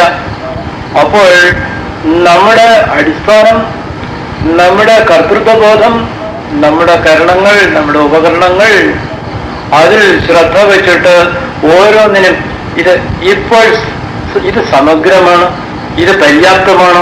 അങ്ങനെ പര്യാപ്തത ഓരോ സന്ദർഭത്തിലും ഉണ്ടാക്കി കൊടുക്കുന്നതിന് കണ്ണു വെച്ചുകൊണ്ടുള്ള ഒരു വിദ്യാഭ്യാസ സൃഷ്ടി. ഇതാണ് മൂന്നാമതായിട്ട്. നാലാമത്തേതെന്ന് പറയുന്നത്, ഏത് ചെയ്താലും അതിനൊരു ഫീസിബിലിറ്റി, അതിനെ കൊണ്ട് പ്രയോജനപ്പെടുത്താവുന്നതായ ഒരു പരിസരം നമുക്ക് വേണം. അപ്പോൾ ഒരു പരിസരത്തിന് യോജിക്കുന്ന ഒന്നിനെ മാത്രമേ നമുക്ക് അവിടെ വയ്ക്കാൻ സാധിക്കുകയുള്ളൂ. നാം ഇവിടെ ഒട്ടനേകം കാര്യങ്ങൾ പഠിപ്പിച്ച് കുഞ്ഞുങ്ങളെ വെളിയിലേക്ക് വിടുന്നു. എന്നാൽ അത് കൊണ്ടുവന്ന് പ്രയോഗിക്കാവുന്നതായിട്ടുള്ള ചുറ്റുപാടല്ല കുഞ്ഞുങ്ങൾക്കുള്ളത്. അപ്പൊ കുഞ്ഞുങ്ങളുടെ അവൻ വളർന്ന് ഏത് സമുദായത്തിൽ എങ്ങനെയുള്ള സ്ഥലത്ത് എപ്പോൾ ജീവിക്കാൻ പോകുന്നു എന്ന് കണക്കിലെടുത്തുകൊണ്ട് നാം ഇതിനായിട്ട് വിദ്യാഭ്യാസത്തിനെ കരു പിടിപ്പിച്ചിട്ടില്ല. എന്നാൽ ഈ ഞങ്ങൾ പറയുന്നതായിട്ടുള്ള വിദ്യാഭ്യാസ സമ്പ്രദായത്തിലേക്ക് കടന്നു വരുന്ന ഒരാൾക്ക്, അയാൾക്ക് എക്കണോമിക്സ് ആണ് പഠിക്കൽ, ഞങ്ങൾക്കറിയേണ്ടത് അയാൾ ഇപ്പോൾ ബാങ്കിൽ ജോലി ചെയ്യുന്നുണ്ടോ, അയാൾ ഇപ്പോൾ കൊടുക്കൽ വാങ്ങലുകളുടെ ഇടയിൽ ഇരിക്കുന്നുണ്ടോ, അയാളുടെ വ്യവഹാരത്തിൽ എക്കണോമിക്സ് എന്ന് പറയുന്നതിന് ഇപ്പോൾ പ്രസക്തി ഉണ്ടോ? പ്രസക്തി ഇല്ലെന്നുണ്ടെങ്കിൽ അയാളെ അതിനകത്ത് വലിച്ചു കൊണ്ടുവന്നിട്ട് കാര്യമില്ല. പ്രസക്തി ഉണ്ടെങ്കിൽ അയാൾ ഇപ്പോൾ തന്നെ അറിയാതെ എക്കണോമിക്സ് പഠിക്കുന്നുണ്ട്. പിന്നെ അതിനെ എങ്ങനെ അടുക്കി വെക്കണം, ഏത് ശാസ്ത്രവൃത്തിയോടുകൂടി അതിന് രൂപം കൊടുക്കണം എന്നുള്ളതിനെ പറ്റി നിർദ്ദേശം കൊടുത്താൽ മതി. അപ്പൊ അയാളുടെ ജീവിതത്തിൽ അത് പ്രയോജനമുള്ളതായിത്തീരും. ഇതുപോലെ ഓരോ വിഷയം എടുത്താലും ആ വിഷയത്തിന് അയാളുടെ ജീവിതത്തിലുള്ള പ്രസക്തി എന്ത് എന്ന് നാം മനസ്സിലാക്കി ആ വഴിക്ക് മാത്രം അയാളെ വിടുന്നതായിട്ടുള്ള ഒരു ഏർപ്പാട്. ഇങ്ങനെ ഒന്ന് ഇപ്പൊ നൈജീരിയയിൽ എന്നൊരു യുവാവ് എനിക്ക് കത്തയച്ചു. എനിക്ക് അനേക രാജ്യങ്ങളിൽ നിന്ന് ഇങ്ങനെ ഈ വിഷയത്തെ പറ്റി കത്തുകൾ വരാറുണ്ട്. ആഫ്രിക്കൻ രാജ്യങ്ങളിൽ നിന്ന് വളരെയേറെ വരുന്നത്, അതായത് നൈജീരിയ, റൊഡേഷ്യ എന്നൊക്കെ പേര്, സോമാലിയ, എറിട്രിയ, കാമറോൺ, ഇങ്ങനെ ഓരോ രാജ്യത്തുനിന്ന്. അതിൽ ഒരു ആഫ്രിക്കക്കാരൻ ഇവിടുന്ന് പോയാലല്ല നൈജീരിയ എന്ന് എഴുതി, ഞങ്ങൾക്ക് നിങ്ങളുടെ ഈ ഈസ്റ്റ് വെസ്റ്റ് യൂണിവേഴ്സിറ്റി എന്ന് പ്രയോജനപ്പെടുത്തിയാൽ കൊള്ളാവുന്നതുകൊണ്ട് എനിക്ക് ആകെപ്പാടെ അറിയാവുന്ന വിഷയം തോലുകൊണ്ട് വല്ലതും ചെയ്യാൻ എനിക്കറിയാം. ഞാൻ ഇവിടുത്തെ ഒരു ബാങ്കിലെ ക്ലാർക്കാണ്. എന്റെ സമപ്രായക്കാരായ മറ്റ് ആഫ്രിക്കൻ യുവാക്കന്മാർ ഒരു തൊഴിലില്ലാതെ ഇവിടെ നടക്കുന്നു. നിങ്ങളുടെ രാജ്യത്തു നിന്നും അതേ പ്രായത്തിലുള്ളവർ ഇവിടെ വന്നിട്ട് പല പ്രവൃത്തിയും ചെയ്ത് വലിയ ശമ്പളങ്ങൾ വാങ്ങി ജീവിക്കുകയും ചെയ്യും. ഞാൻ എന്തിനും ഇവർക്ക് വേണ്ടി ഞാൻ അത് പറഞ്ഞു, നിനക്ക് തോല് കൊണ്ട് ചെയ്യാൻ അറിയാമല്ലോ, അത് 10 പേരെ പഠിപ്പിക്കും. എന്നിട്ട് നിങ്ങൾ 10 പേരും കൂടെ ചേർന്നിട്ട് ഒരു കൂട്ടായ്മ ഉണ്ടാക്കുക. ആ 10 പേരിൽ നിന്നെ പോലെ തന്നെ വേറെ ചിലതും അറിയാവുന്നവരാണ്, അത് ഇങ്ങോട്ടും പഠിക്കുക. 10 പേരും അങ്ങോട്ടും ഇങ്ങോട്ടും പഠിപ്പിക്കുക. അപ്പൊ പ്രത്യേകം ടീച്ചറൊന്നും ഇതിന് ആവശ്യമില്ല. അടുത്ത കാണാം പഴയ വിദഗ്ധന്മാര്, നിങ്ങളുടെ ആഫ്രിക്കയിൽ ഈ മാതിരി വലിയ വിദഗ്ധന്മാരൊക്കെ കാണാം, മോപ്പിന്നന്മാര്. അങ്ങനെയുള്ള മോപ്പിന്നന്മാരെ പ്രൊഫസർമാരെ കൊണ്ടുവന്നോ, അല്ലാതെ കോളേജിലെ സ്കൂളിലെ പ്രൊഫസറൊന്നും ആവശ്യമില്ല. ഈ വിഷയം പഠിച്ചാൽ മതിയല്ലോ, അത് പഠിപ്പിച്ചു തരാമെന്ന് ആളിനെ ഇങ്ങോട്ട് വിളിക്കും. ഇവനിത് വളരെ പിടിച്ചു. അവനവന്റെ ജോലിയും കളഞ്ഞ് 10-18 പേരെ വേഗം കണ്ടുകൂടി എല്ലാവരും ഈ തോല് കൊണ്ട് ഓരോന്ന് ചെയ്യാൻ പഠിപ്പിച്ചു. അപ്പൊ തോല് കൊണ്ട് മാത്രമല്ല, ചിലതെല്ലാം മരത്തിന്റെ തോല് കൊണ്ട് ഉണ്ടാക്കാൻ സാധിക്കും. അങ്ങനെ അവർ ആ പ്രസ്ഥാനം തുടങ്ങി. 6 മാസമായപ്പോഴേക്കും അവർ ഉണ്ടാക്കുന്നത് ഈ ടൂറിസ്റ്റുകൾ വരുന്നിടത്ത് കൊണ്ടുവന്ന് കൊടുത്താൽ അവർക്ക് കാറ്റും കിട്ടും, അവർക്ക് ജീവിക്കാവുന്ന പഠിപ്പിച്ചു തരാമെന്ന് ആളിനെ ഇങ്ങോട്ട് വിളിക്കും. ഇവനിത് വളരെ പിടിച്ചു. അവനവന്റെ ജോലിയും കളഞ്ഞ് 10-18 പേരെ വേഗം കണ്ടുകൂടി എല്ലാവരും ഈ തോല് കൊണ്ട് ഓരോന്ന് ചെയ്യാൻ പഠിപ്പിച്ചു. അപ്പൊ തോല് കൊണ്ട് മാത്രമല്ല, ചിലതെല്ലാം മരത്തിന്റെ തോല് കൊണ്ട് ഉണ്ടാക്കാൻ സാധിക്കും. അങ്ങനെ അവർ ആ പ്രസ്ഥാനം തുടങ്ങി. 6 മാസമായപ്പോഴേക്കും കുഞ്ഞ് സരസ്വതി, കുഞ്ഞ് ലക്ഷ്മി മോതിരത്തിലൊക്കെ ഉള്ളത് ഇത് കണ്ടപ്പോൾ അയാൾക്ക് വലിയ ഭ്രമമായി. അയാൾ എൻ്റെ അടുത്ത് കൊണ്ടുവന്ന് കാണിച്ചു. ഞാൻ ഇത് കണ്ടിട്ട് എനിക്ക് വലിയ സന്തോഷം തോന്നുന്നു ഇതുപോലെ ഉണ്ടാക്കാൻ. ഞാൻ പറഞ്ഞു, വളരെ നല്ലത്, ഞാൻ അങ്ങോട്ട് വരാം. ഞാൻ ന്യൂസിലൻഡിൽ പോയി അയാളുടെ കൂടെ താമസിച്ചു. അപ്പൊ അയാൾ ഒരു യന്ത്രമൊക്കെ ഉണ്ടാക്കി സിൽവർ ഉരുക്കിയിട്ട് ഇതേമാതിരിയുള്ള കൊച്ചു മോതിരങ്ങൾ ഉണ്ടാക്കുന്നത് നല്ല മിടുക്കനാണ്. അയാളെ കാണിച്ചു. ഞാൻ പറഞ്ഞ്, നിങ്ങൾക്കറിയാവില്ല, ഇതിന്റെ 10 പേരെ കൂടെ പഠിപ്പിക്കും. നിങ്ങളൊരു 10 പേര് ചേർന്ന് ഇതിവിടെ ഉണ്ടാക്കിയിട്ട് ആ നൈജീരിയക്കാരന്റെ തോലുണ്ടാക്കുന്നതല്ലേ അവിടേക്ക് ഇതേക്കുറിച്ച് അങ്ങോട്ട് അയക്കും, അവൻ അതേക്കുറിച്ച് ഇങ്ങോട്ട് അയക്കട്ടെ. അപ്പൊ 2 രാജ്യങ്ങൾ തമ്മിൽ അങ്ങോട്ടും ഇങ്ങോട്ടും കൊടുക്കൽ വന്നലാണ്. ഇവിടെ ഒരു യൂണിവേഴ്സിറ്റി എന്ന് പറയുന്ന പേരുള്ള തുടങ്ങിയ ഒന്നിന്റെ പഠിപ്പാണ് ഈ പറയുന്നത്. പഠിപ്പിനകത്ത് 2 രാജ്യത്തിലിരിക്കുന്ന 2 കൂട്ടർക്ക് പ്രവർത്തിക്കാൻ സാധിക്കുന്നു. അങ്ങോട്ടും ഇങ്ങോട്ടും അവർക്ക് സഹോദരന്മാരാകാൻ സാധിക്കുന്നു. അവരുടെ പഠിപ്പ് കൂടുതൽ ആ കലയെ എങ്ങനെ വളർത്തിക്കൊണ്ട് പോകാം, അതിൽ എത്രയധികം സൗന്ദര്യബോധം ഇനി കലർത്താം, അതിൽ എങ്ങനെ തരത്തിലുള്ള ലോഹങ്ങളൊക്കെ ഇതിന്റെ ജ്വല്ലറി ചേർക്കാം, എങ്ങനെയുള്ള തോലുകൾ എങ്ങനെ കിട്ടാൻ ഇനി ഇതിനേക്കാൾ കൂടുതൽ ഇതിനെ വലുതാക്കാൻ സാധിച്ചപ്പോൾ അതിന്റെ ശാസ്ത്രമാകുമ്പോൾ അതിന്റെ കെമിസ്ട്രി ആകും പഠിക്കേണ്ടി വരുന്നു. ഇയാൾക്ക് ഇതിൻ്റെതായിട്ടുള്ള മെറ്റൽ സംബന്ധിച്ച അലോയ് സംബന്ധിച്ചതായിട്ടുള്ള പലതും പഠിക്കേണ്ടി വരുന്നു. അതിന്റെ കെമിസ്ട്രി അയക്കും പഠിക്കേണ്ടി വരുന്നു. ഇപ്പൊ മറ്റു രാജ്യങ്ങളില് ഇവിടൊക്കെ എനിക്കറിയാം ഈ മാതിരി കാര്യങ്ങളോട് ബന്ധപ്പെട്ട് അവർക്കൊക്കെ എഴുതി അയക്കാം. നിങ്ങൾക്കറിയാവുന്ന ആ കാര്യം ഇവർക്കൊന്ന് എഴുതി അയച്ചു കൊടുക്കും, ഇവർക്കൊന്ന് പറഞ്ഞു കൊടുക്കും. അപ്പൊ ലോകം മുഴുവനും ഒന്നിനകത്ത് ഇൻവോൾവ് ആകുന്നു, ഒരു പഠനം എന്ന് പറയുന്നതിനകത്ത് ഇൻവോൾവ് ആകുന്നു. ഇങ്ങനെ നമുക്ക് ജനങ്ങളെ അവർ പഠിക്കുന്നതിനകത്ത് മുഴുവനും സംബന്ധിപ്പിക്കുന്ന രീതിയിൽ പരിപാടികൾ, ഇതിന് വലിയ ഒച്ചപ്പാടൊന്നും ഉണ്ടാക്കണ്ട, വളരെ രഹസ്യമായിട്ട് വളരെ സമാധാന ബുദ്ധിയോടുകൂടി അവരവരിയ്ക്കുന്നിടത്ത് ഇരുന്നുകൊണ്ട് തന്നെയുള്ള പഠിപ്പിന്റെ വികാസത്തെ പറ്റിയാണ് ഞാൻ ഈ പറയുന്നത്. ഇങ്ങനെയുള്ള ഒരു പരിപാടിക്കാണ് ഈ നോട്ടീസിനകത്ത് മറ്റും കണ്ട ഈസ്റ്റേഴ്സ് യൂണിവേഴ്സിറ്റി ഓഫ് ബ്രഹ്മവിദ്യ എന്ന് പറയുന്നത്. അപ്പൊ അവിടെ ഇവിടെയൊക്കെ നിങ്ങൾ നടത്തുന്ന ഇന്ത്യയിൽ എന്താണ് നടത്താത്തത്? ഇന്ത്യയിൽ നടത്തേണ്ട സമയം ഇതാക്കിയിരിക്കണം. യൂണിറ്റുകളെല്ലാം ഒന്നൊന്നായി അടയ്ക്കുന്നത് ഇതിനേക്കാൾ നല്ല ഒരു അവസരം ഇനിയിപ്പോ ഇല്ല. അതുകൊണ്ട് ഞങ്ങൾ ധൃതി പിടിച്ച് വേർക്കര ഇതിനൊരു കേന്ദ്രമുണ്ട്. ഇന്ത്യയിൽ ഇത് എത്ര കണ്ട് നടത്താൻ സാധിക്കുമോ അതിനു വേണ്ടിയുള്ള ഒരു ശ്രമം അവിടെ അടുത്ത പോലെ എവിടെയും ഇന്ത്യയിൽ തന്നെ ഇരിക്കണം അങ്ങനെ വാശി പിടിച്ചിരിക്കുകയാണ്. നിങ്ങൾക്ക് എല്ലാവർക്കും വളരെ നമസ്കാരം. ഇവിടെ വന്നിരുന്ന് ഇത്രയും സമയം ഞാൻ മാത്രം സംസാരിക്കുകയും നിങ്ങൾ കേട്ടുകൊണ്ടിരിക്കുകയും ചെയ്യുന്നതായ ആ വിഷമം പിടിച്ചതിൽ ഇത്രയും ശ്രദ്ധ കാണിച്ചതിന് പിന്നെയും ഞാൻ നമസ്കാരം പറയുന്നു. നമുക്ക് ഇനിയും ഒരവസരത്തിൽ ഇവിടെ വന്നിട്ട് ഇതിനെ കുറച്ചും കൂടെ പ്രയോജനമാക്കുന്ന രീതിയിൽ സംസാരിക്കാം. ഒരിക്കൽ കൂടി വന്ദനം. ഓം പൂർണ്ണമദഃ പൂർണ്ണമിദം പൂർണ്ണാത് പൂർണ്ണമുദച്യതേ പൂർണ്ണമേവാവശിഷ്യതേ. ഓം ശാന്തി.